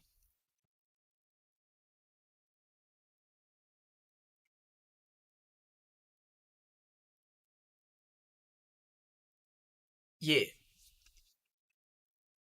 I am like my opinion on China is that it's very complicated. Um, like, are they communist? No, they're not. Uh, are they like a democracy? No, they're not. There's like very little to call to attention to them in a positive way. A lot of Chinese people don't like the fact that they don't have as many social freedoms as the West. Everything that I've said about the Soviet Union in regards to the fact that they look at the West and see, oh, they have things I would like to have but I can't have. That that happens in China a lot, and it's complicated to like have any like strong opinion on the fact, uh, because Chinese people are like deeply aware that their society is not ideal, but they don't find the means to express it in a way that's public because there's so much censorship in China.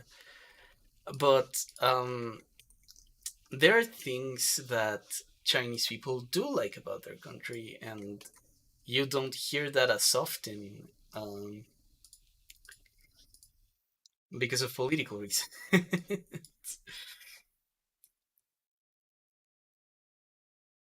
Mhm.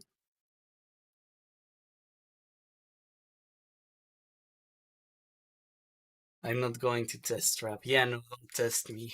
Don't play with me. Play with something safe. Play with a toy. I am not someone to be played with. uh,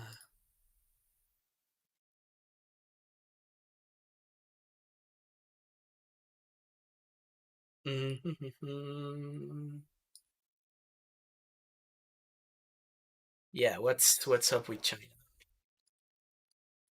I think it's like one of those countries that has like an imperial legacy and a very complicated past. And shit. Oh fuck! The stream crashed. No, no, no. The screen. No, it wasn't the stream that crashed. It was Krita. What do you think about the big hole China is digging? Are they doing that? Shit, bro. I don't know how I feel about that. Ah, this is very unfortunate. Tell me, please, that. Yeah, no, it crashed. It crashed. Down. This is the first time this happens to me, by the way. I'm used to the software being like super nice to me. I think it's maybe because I'm running a bunch of things at the same time, like I'm streaming at the same time that I'm doing this and stuff. Maybe it's that. Quebec 3 Mayan cookery. What? Mhm. Just how left wing are you? I am a Fabianist. A Fabianist is a type of democratic socialist. And Fabianists are, well, they start in Britain um, as a group of people who are like pro achieving the kind of goals of socialism inside liberal democracies. And now they're kind of evolved into a bunch of traditions as well. And at the moment, the popular Fabianists are kind of around in the UK Labour Party and things like that. But yeah, it's like a type of democratic socialism, but it's old. It's like uh, old left wing, right? It's not. I have a lot more in common. I have a lot less in common with social democrats than I imagine many of you in chat have. So yeah, I mean, I can tell you like a place in the political compass because I don't think that's like a very good tool to tell you uh, what people's opinions are. But yeah, this type of content is a nice rest from usual YouTube politics. Yeah, it's just relaxed. Hey, that comment is literally like that time Henry V declared his claims on France, so the king of France sent him tennis balls. What? What? Did that happen? Like, oh yeah, bro, sorry, you forgot your tennis balls. Like, here's some tennis balls. Have them back. Do you take art requests? Yeah, I guess I could take commissions. Uh, I could take like people asking. I've drawn Poland balls before for like profile pictures of people who've asked. Yeah, can I get like a profile picture? But this stream is like a works stream. What I am trying to show you here is how I typically make Poland ball slides. I'm not trying to like do like an art stream. In part, I want you to know that I am working on the video. I am just not like sitting on my ass and eating away at your Patreon money. It's it's like a thing I'm working on, but there are like a lot of challenges. to fill in a script that's 40 pages long. Like this thing is going to be longer, maybe, than Quebec 3, than Quebec 2 and Quebec 1 combined. There's a lot to talk about. And yeah, I'm not going to be making long videos again. I think maybe I will, but once the channel is like in a better position. Because right now, it's like a very huge commitment in time and effort to do this kind of thing. I have met history YouTubers who started kind of at the same time that I did, and they're a lot better established than I am because they're not as committed to a project as big. Um, and Quebec 3, every small video, every small part of like a Quebec essay is like 5 videos, right? It's like 5 different, it could be 5 videos on their own, like the little chapters, and that would be very pleasant to the YouTube algorithm. But I am not playing that. I'm just playing to the quality of the content, and it might get me in trouble, right? It could get this channel to the point where I'm not getting as many resources as I need to make as many videos as I need to be making. So yeah, uh, in the future this kind of thing will get a lot less common, uh, but it'll be good. It'll be good.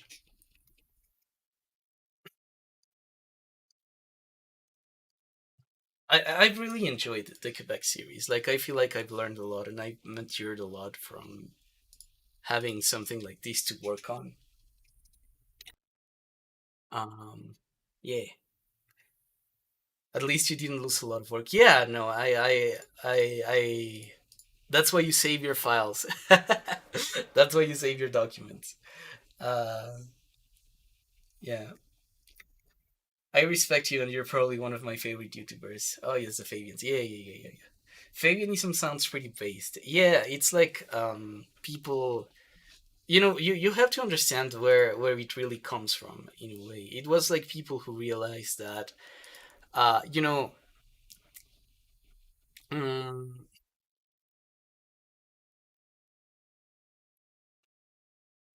yeah, we kind of realized within socialist traditions that we wanted to create a good society. We wanted to create like a good country. We wanted to create like a good thing. But the way we went around doing that was by finding validation in our own ideas and in our own notions of the world and things like that.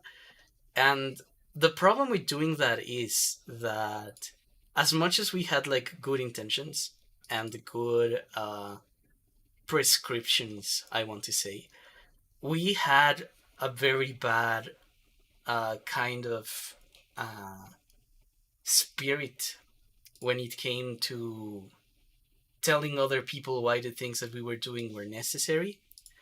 And when the Soviet Union collapsed and all of that happened, a lot of people were like, "Oh, but aren't we supposed to be like the good guys?" I guess like we were so sure, that what we were doing was right, and we kind of found out that we both weren't as right as we thought we were, and also that we weren't like really justifying ourselves to people as much. Like people really didn't understand why socialism was necessary, why uh, these things that we cared about were things that we cared about. And it got to this point, this like very weird point where um yeah, no, like we didn't know. People no longer knew like why they had the values that they had, and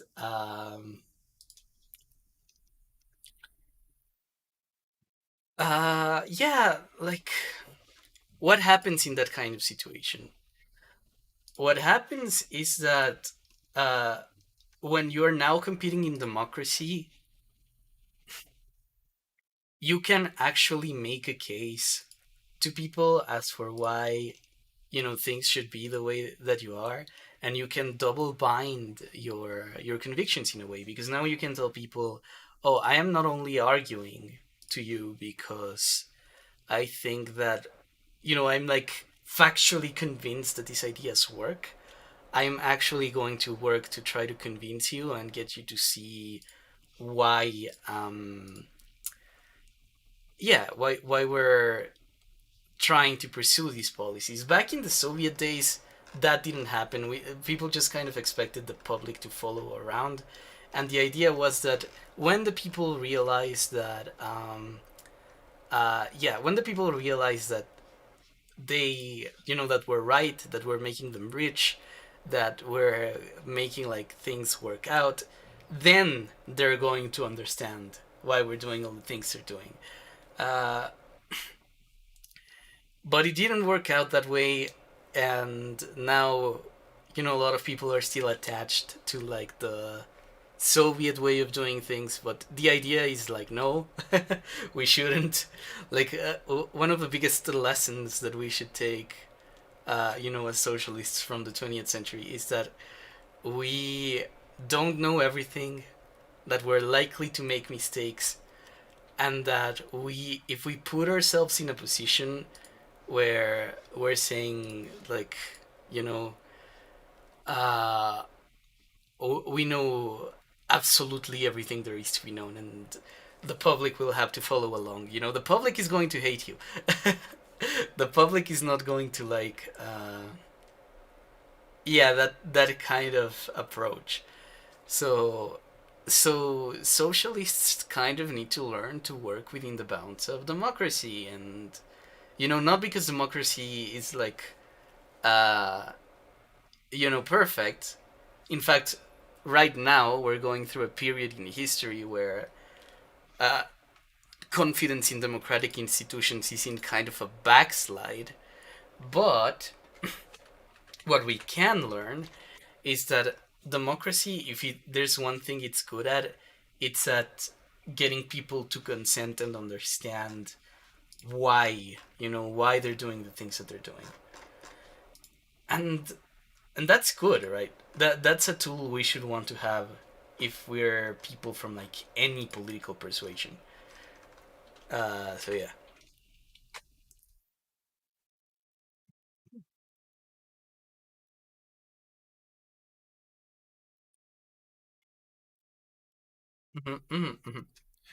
I've been back. Yay!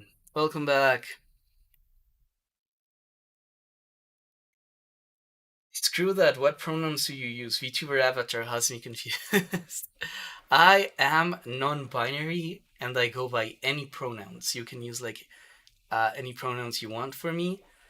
I am assigned male at birth, I guess. I mean, that's a bit personal. You shouldn't expect, non-binary or trans people to reveal that to you. But I'm comfortable because I have like a very political relationship to my gender, and I know that there are things that, that, for the purposes of transparency, that's kind of relevant for, people to know about. The model is kind of feminine, yeah, but it's like still like masculine presenting, I guess. It's just the anime art style. I told my art mom to like make it ambiguous, and she did a wonderful job. Now I can troll online as much as I want.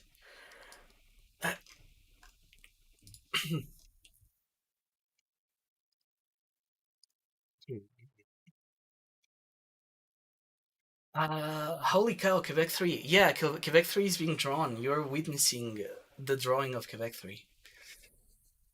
You are a Quebec weeb. I am not a Quebec weeb. Like, honestly, I am very critical of Quebec. I am very critical of Trudeau. This video has made me hate the Trudeaus. But like, in a loving way. In a loving way. Yeah.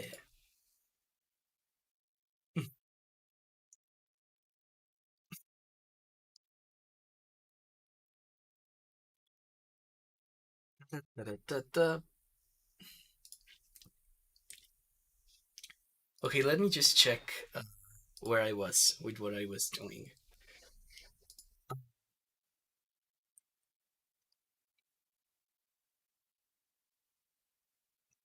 Okay, you guys are. I'm going to open a tab for you not to see something. Um, and there we go. So I started this series by comparing Quebec to Latin America. This is that slide.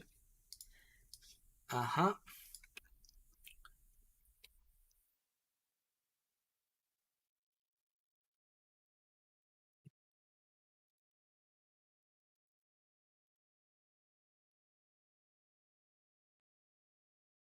Okay, yeah, I have an idea as for how I want to draw this. So this one.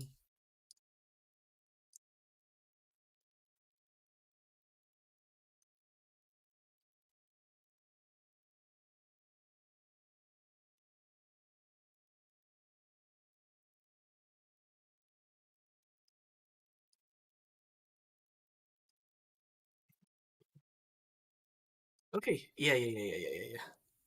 I finished this one.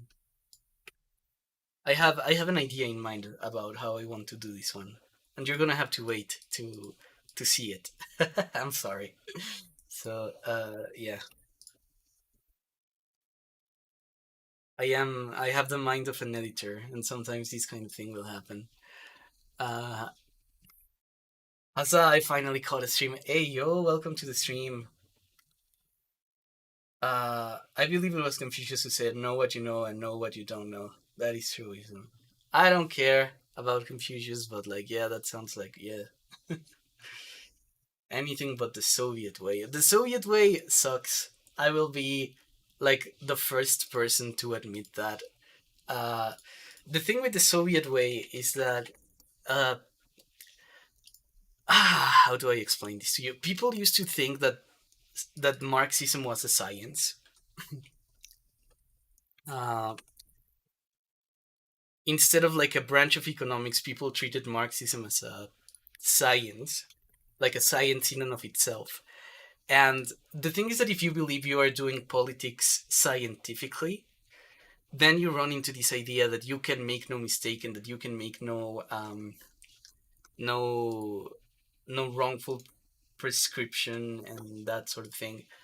Um, it's difficult because then uh, you justify your ideas not in any like real political kind of worldview, right? You justify your ideas on the fact that you're doing science, and people who don't understand why your decisions, why you're making the decisions that you're making, are people who don't understand science, and that's like a very arrogant position to take. Uh, Marxism is not a science. Marxism is a branch of economics. It's like a scope of economics, and uh, uh, yeah, we can treat every result that comes out of Marxism and scientific. Um it's like complicated, but people used to do that, right? People used to believe that Marx, you know, came up with like a very punctual way of analyzing economics, and then uh, we were just kind of doing science, and the result of us doing the politics that we had would eventually just result in good things because science results in good things, right? We're pursuing objective procedure with our political thinking and our political imagining. Um, but what this means is that there was like this big issue about never uh, kind of thinking about what uh, the public wanted and what the public needed, and yeah, no, that kind of sucked. It was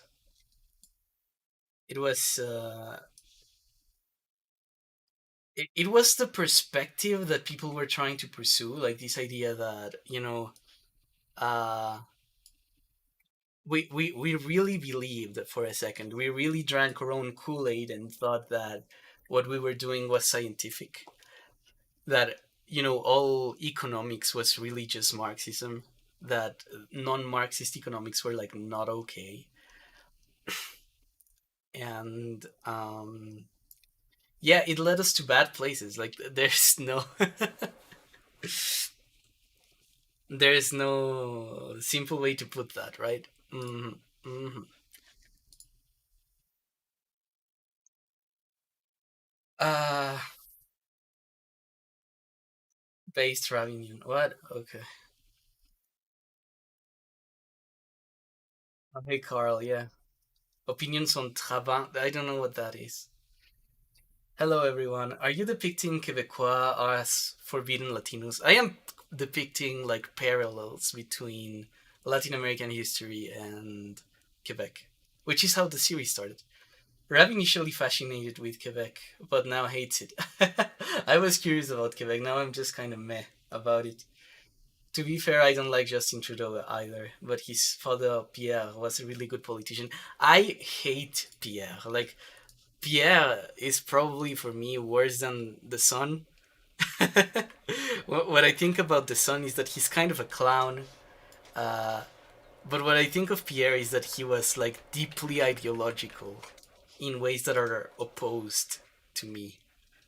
So yeah, I, I'm sorry. I'm not a fan of Pierre Trudeau. He was like way too liberal. He's one of those scary liberals, in my opinion. Because there are liberals that are liberal because they live in a liberal country and they just kind of know that liberalism is kind of a thing, and they are liberals because they just kind of lived in a liberal society, and that's what's enough for them. They're liberals because being liberal is just like a thing that you are if you live in like the United States or something. Like it's not subversive to be a liberal, right? For them, it's just like, yeah, I'm a liberal. I do liberal things. I believe that uh, yeah, everyone can have their own gender. Everyone can have their own whatever, like whatever, whatever. That's a type of liberalism that is very common and that a lot of people just sort of believe in, right? The liberalism of, um, yeah, I am. I believe that you have your space and I believe that I have my space and we should respect each other. Yeah, that liberalism. That's a liberalism that's. I don't want to say lazy, but it's a liberalism that comes from people who are not really ideological. Trudeau was really ideological. He understood liberalism in a way that uh, people today don't understand. He was like a deeply intelligent liberal, and uh, as someone who on subjects disagrees with liberals, I find people like Trudeau to be the scariest of the scariest, right? Because they're very smart, they're very committed, they're very convinced, they're very difficult to argue with. Um, and Trudeau is like that. Trudeau is like that. Trudeau is definitely the kind of liberal who understood that liberalism was not just like a system for creating a society. It was also an ideology, and it meant things, and it meant like a substance and commitments and things that made humanity different, uh, in point A to point B. And Trudeau in that sense is like incredibly interesting to me, but he's also kind of scary and I hate him. Because I don't like his project for Canada. I think he didn't understand Canada. He wanted to create Canada into something that it was not, but he was very good at doing that. He was very good at doing that. And Canada today is more similar to Trudeau's idea of what Canada should be than Trudeau, like anything that came before him, right? Like anything that existed before him. I'm playing Lofi now. I had a playlist, but I wasn't. I didn't play it. Being critical is different than hating it. I don't know. Mm, what do I think of Trudeau? I also kind of find him annoying. Like he was a guy who did push-ups to impress people, and he was like, I don't know. If I met him on the street, I would be like very. We wouldn't get along, I think. Uh,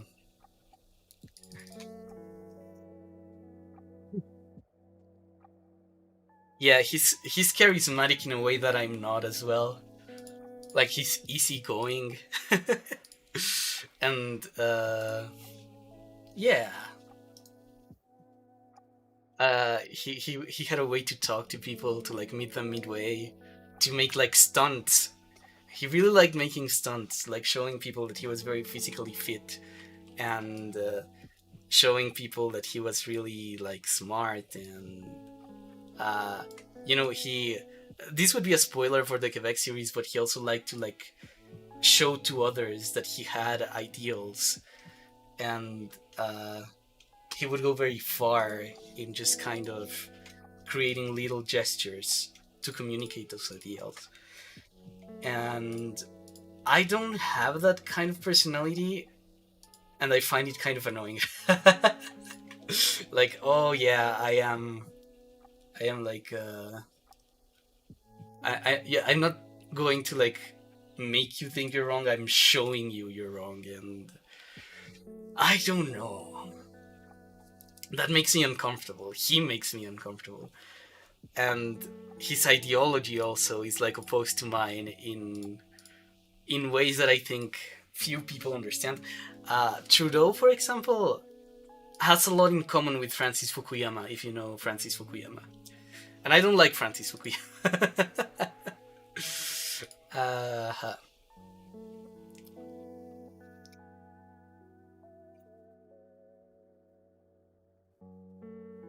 but I appreciate Trudeau. Like I look at him as someone who had a lot of convictions, who understood his convictions, and yeah,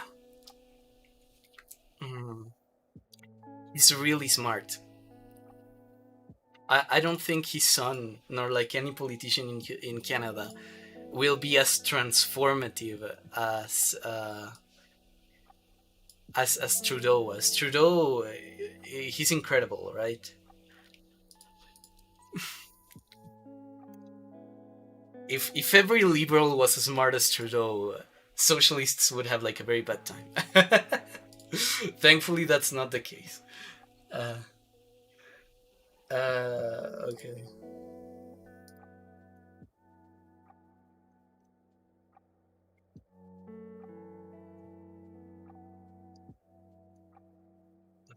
So now,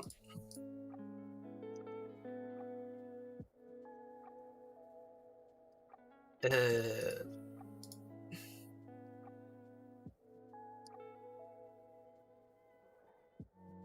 I'm just saving the picture now.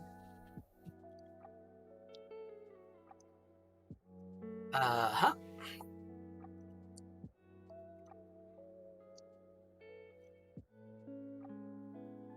Didn't Marx and Engels claim that what they were doing was scientific? Yeah, they were doing economics. Like, if you think economics was is a science, uh, then Marx and Engels were doing a scientific process, but they were very bad. They were working with limited information. They didn't have access to a lot of tools that we had today, and right now it's just kind of hard to do. To look at their writings, to look at what they said and did. With all the information that we have now, it's just kind of difficult to come to the same conclusions as them. Like there's a thing in economics called the law of diminishing returns, and a lot of Marxism is based on the big theories about Marxism are based on the law of diminishing returns. It's like a thing that predicts the nature of capitalism to just kind of create economic crisis, right? Uh, the way that it works, Okay, since I'm going a lot faster than I expected to go, I am going to like give you like a small class on the law of diminishing returns. Um, so here's let's say an asset. Let's say let's call this item and let's call this price. So Marxism would have you believe that there's such a thing as a real value. So whenever you have something, you have like its real value. Let's say that this line is the real value. It's not normalized. The real value can oscillate, but let's say that like this is something for easy to represent it. The law of diminishing returns is something that, well, no, this is more like stock market valuations, but like the market tries to predict like the value of a thing, right? It tries to say, oh, uh, how close are we to the actual value of this thing? Is it like more valuable? Is it less valuable? That kind of thing.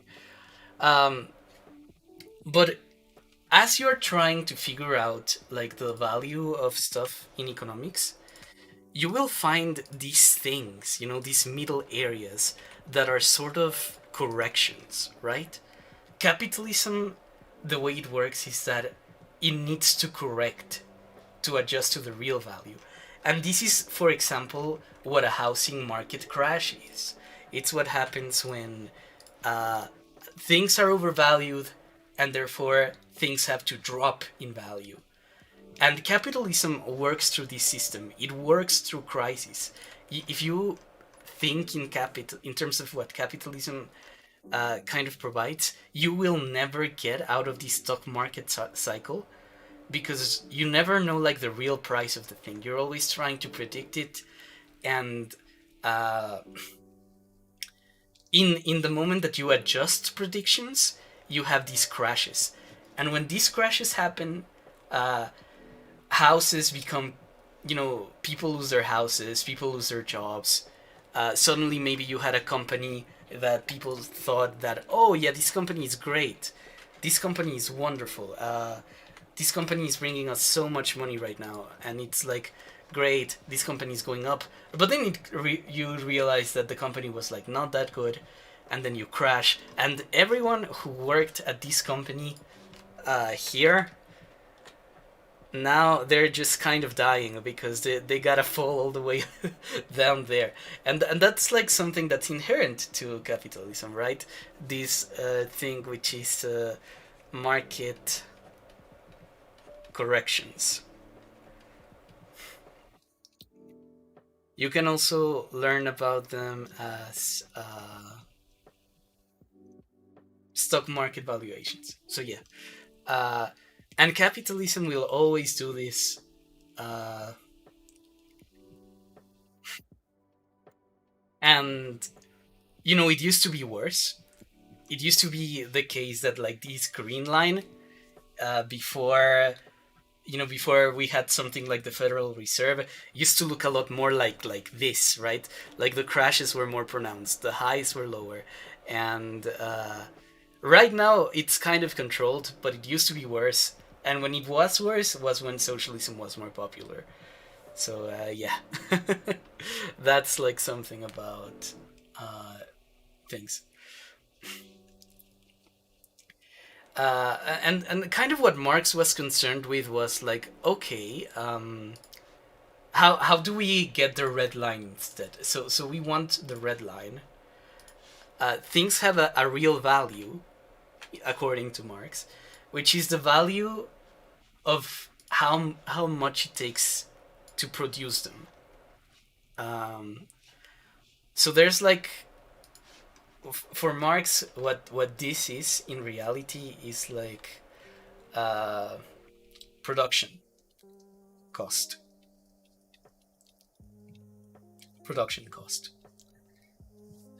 And production cost is something that you can't like precisely know, but you can always kind of take a guess at it because say this is a chair. Like here's the chair. Uh, it needs a finite amount of resources. Finite resources.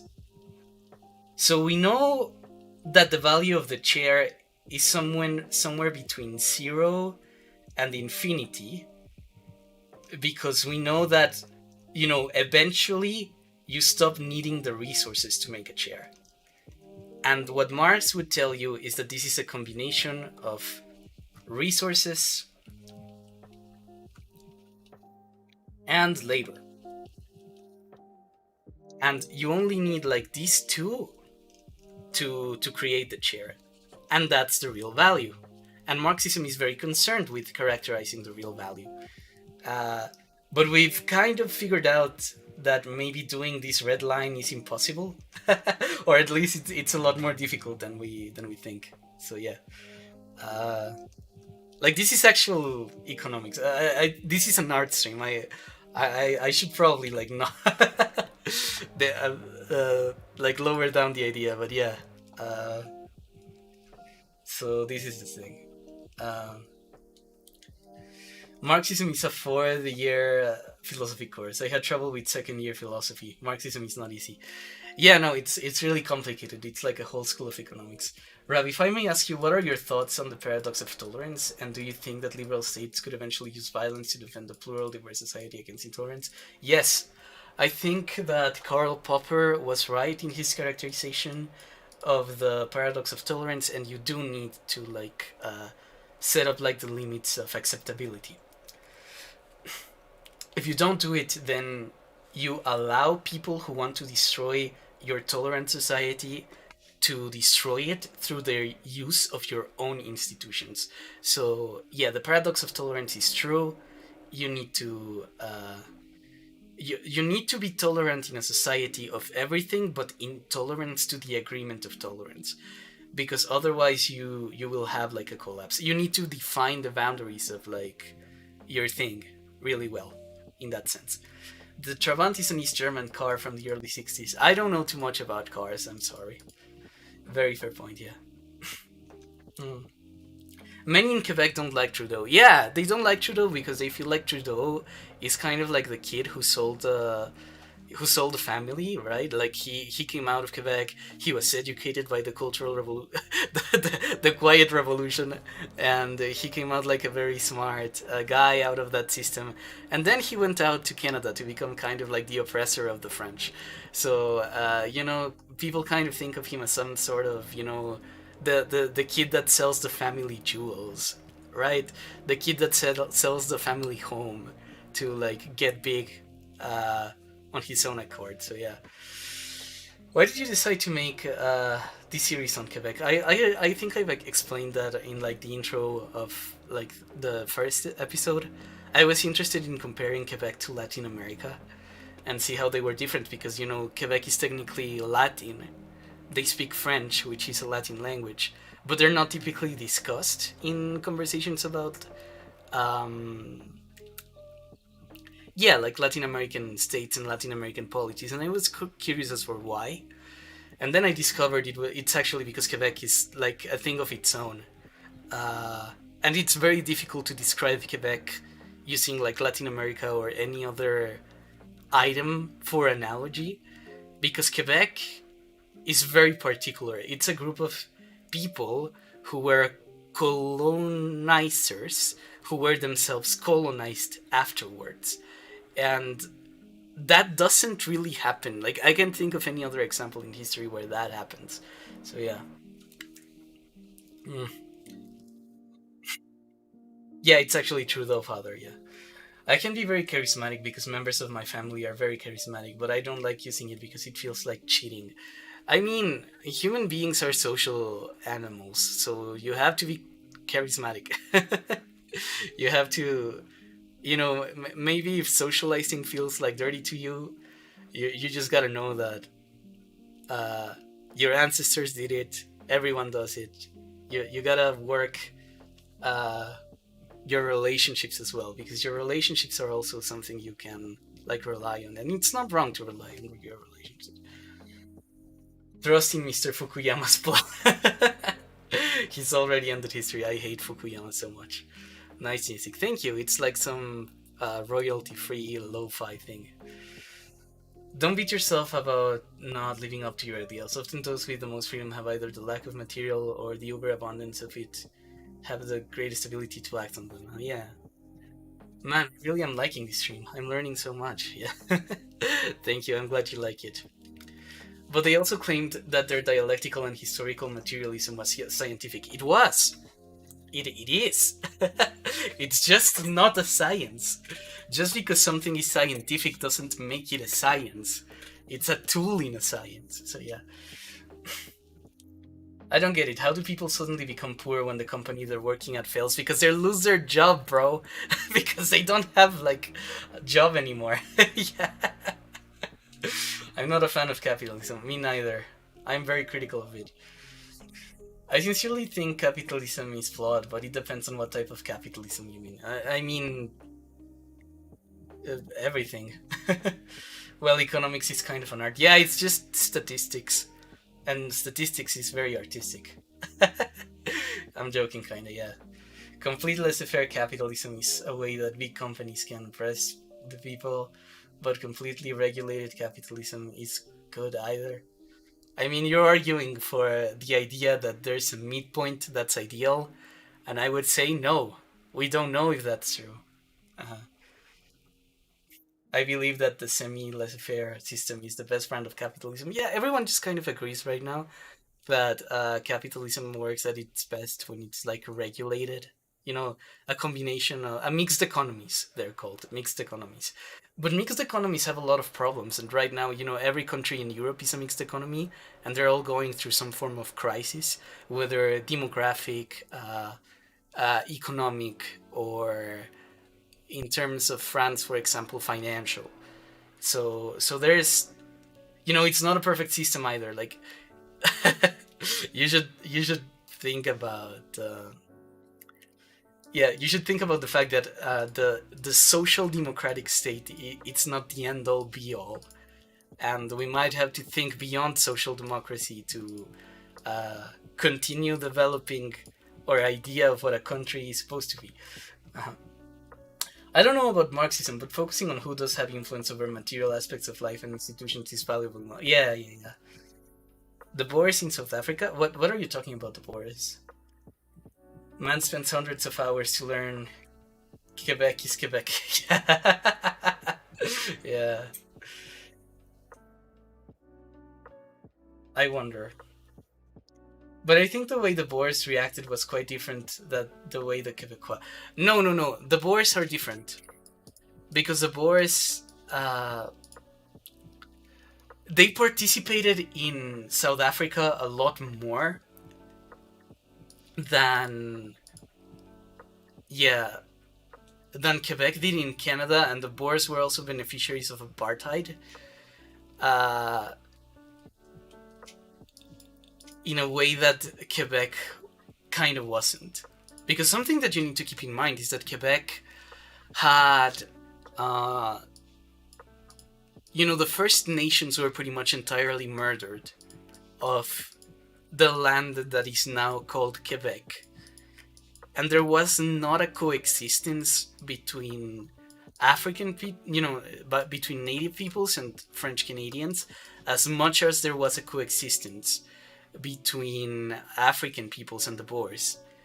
So, in the case of South Africa, right, Africans were a lot more involved in, you know, in numbers, in population terms, in like actual brunt. There was like a real need in South Africa to codify a system of oppression, like apartheid, to keep black people under control. Because there were so much more black people than white people, right? In the case of Quebec,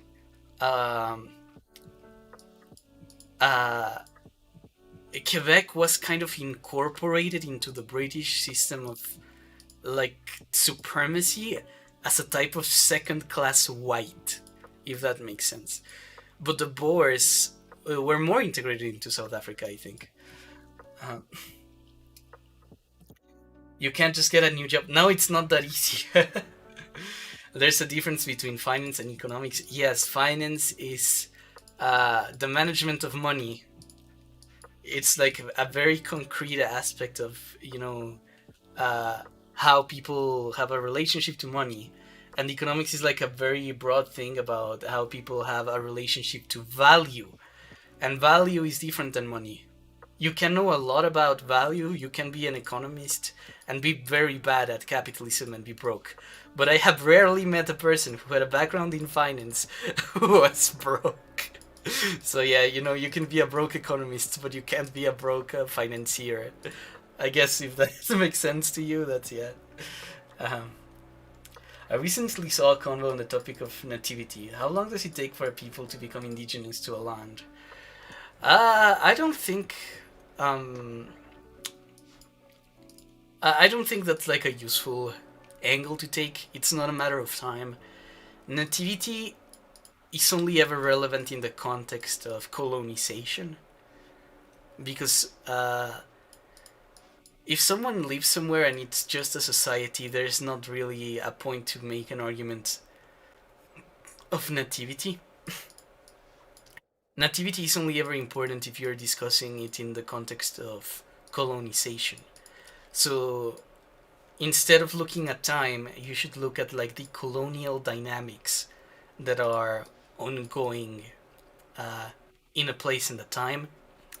Like an example I could tell you with like Israel and Palestine is that, in a very real sense, uh, Jewish people are native to the Levant. They come from the Levant. They have history and attachment and a cultural connection to the land, right? But you can discuss the nativity of Palestinians in a very relevant way, though they are a later arrival, through the fact that the Israelis are currently doing like active dynamics of colonization in Palestine, right? So that's the thing. Nativity is only ever like important to discuss in the context of colonization, the way I see it. Because like the question about, you know, when are you truly not an immigrant, right? When are you truly not like, how much time does it take for you to absorb your space? I think that's a very difficult question and a very awkward kind of thing to paint in a way, because you're opening the door to the idea that, there's a difference in essence between a first generation immigrant and a second generation immigrant or a third generation immigrant, to like a person who has been, let's say, a 15th or a 16th generation immigrant in the US, for example, right? Like, you can't really draw a line. You can't really say, oh, it's on the 8th generation that, you can start discussing people around those kinds of terms. Because in Mexico, for example, there were people who were conquered and were conquered along the American conquest of the Mexican Northwest, which is the current American Southwest. And they were conquered along with the land, right? So when the US took over, they were just kind of there and they became citizens, but they were never immigrants. And the way that they're discussed in media is very similar to the way that sometimes Mexican immigrants are discussed. So, it's not really about how much time has passed. It's more about the US being like a colonial power and the relationships it needs to have to, the people who it doesn't consider inside the political community of equals, um, in order to have definitions of nativity that work for them, right? So it's not necessarily an issue about time, it's an issue about politics and how, people employ definitions of inclusion to allow someone in or out of the community and the powers of the community. So yeah, um, Europe is good, but they're not the best capitalist. So I'm trying to be a lesser capitalist means you will lose at best so lowly. Yeah. I'm glad that South Africa never used apartheid anymore. Yeah, I mean, that. I hope no one feels the opposite way. Like, I guess. Yeah. Apartheid was not a good system. Yeah, like, yeah, like, I would be very unhappy if any of you were like disagreeing with that. So why even say it to begin with, right? So what do you call the Quebecois natives? That's what makes Quebec so interesting, right? Because they are participants in a dynamic of colonization while being colonized themselves. So they exist in a kind of dual definition, right? In some sense, it is relevant to discuss them as natives in the sense that they were like there before the English were, but in another way, their nativity is subordinate, or maybe not subordinate, but like uh, irrelevant when you discuss it against the nativity of, say, the Iroquoian speaking peoples, or the Abenaki, or the Haudenosaunee, or for example. So it depends on your analysis. It depends on like the context of what you're trying to communicate. I wouldn't. They're like the boys. Haven't you been listening to me, Skywalker? Okay. Oh God.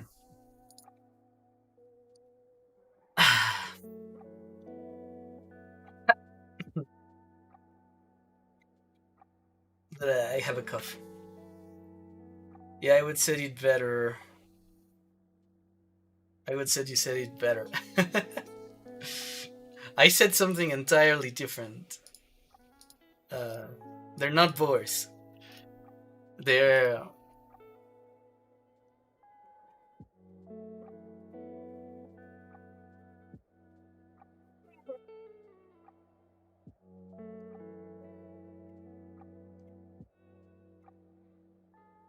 I'm relaxed now. I'm not sure. I need to get back in the mindset of this thing again. Okay.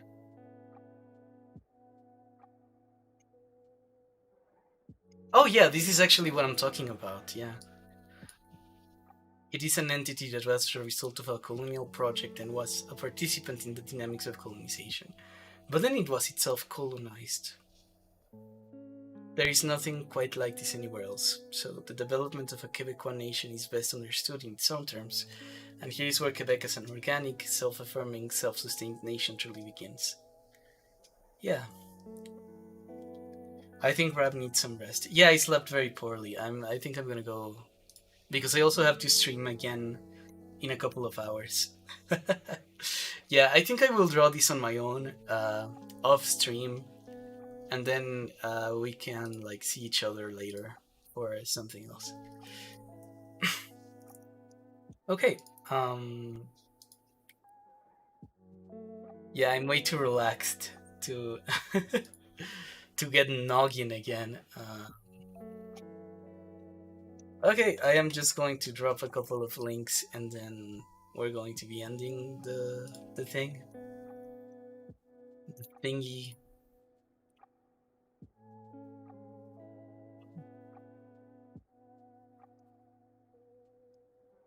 It was a lovely stream, Ravi. Thank you, thank you, thank you, thank you.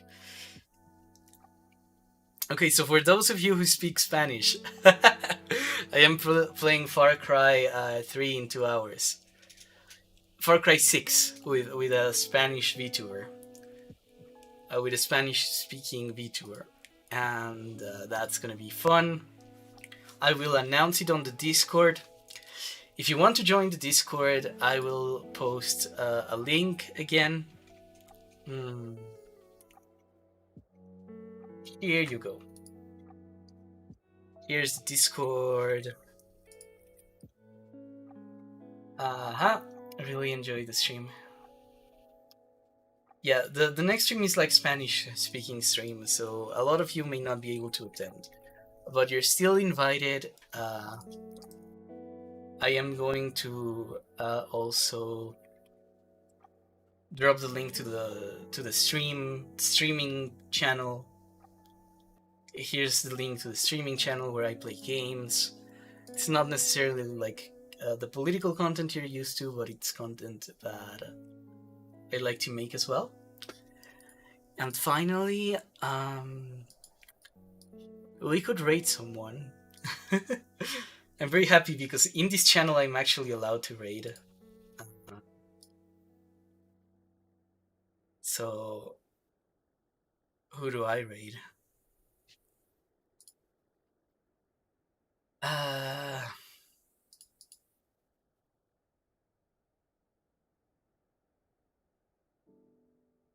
Who's live streaming right now? I've got to go to bed soon, so it doesn't really matter. Let me see if I can find like a VTuber who's live at the moment. I mean, there's Corona, but I don't think I want to raid her. I'd rather raid like a small VTuber. Let me see who's live right now. Video.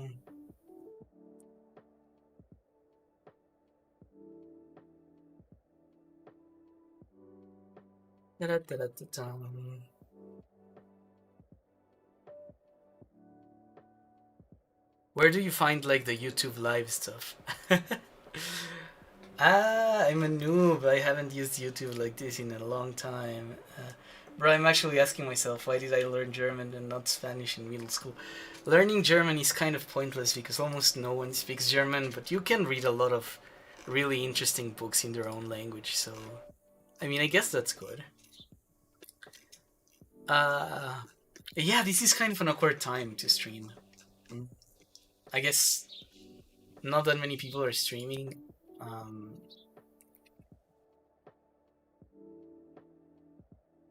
What the hell? Let's see.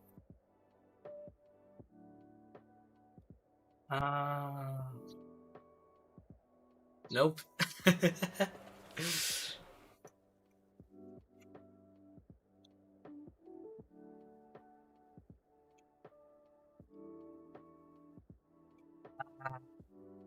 Diablo?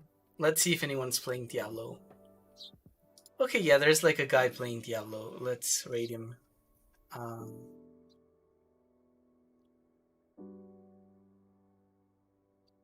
Yeah, sure, why not? I just wished I learned French as I already understood a lot of German. Yeah. Yeah, try to learn languages outside of like the place that you are in.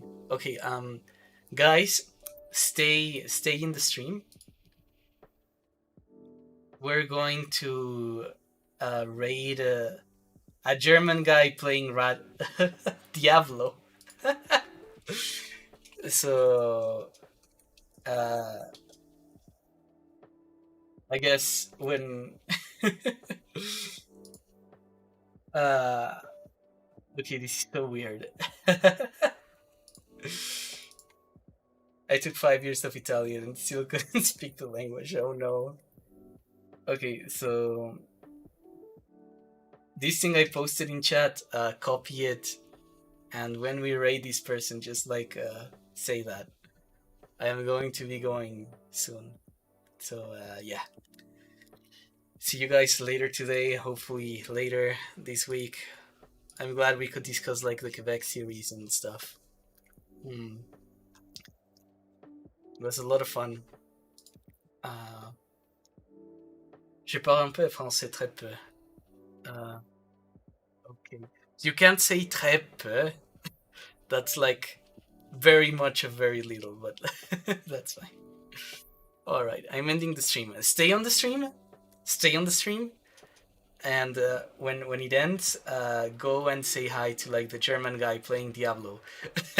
It's gonna be fun. Okay, I'll be seeing you guys later. Bye.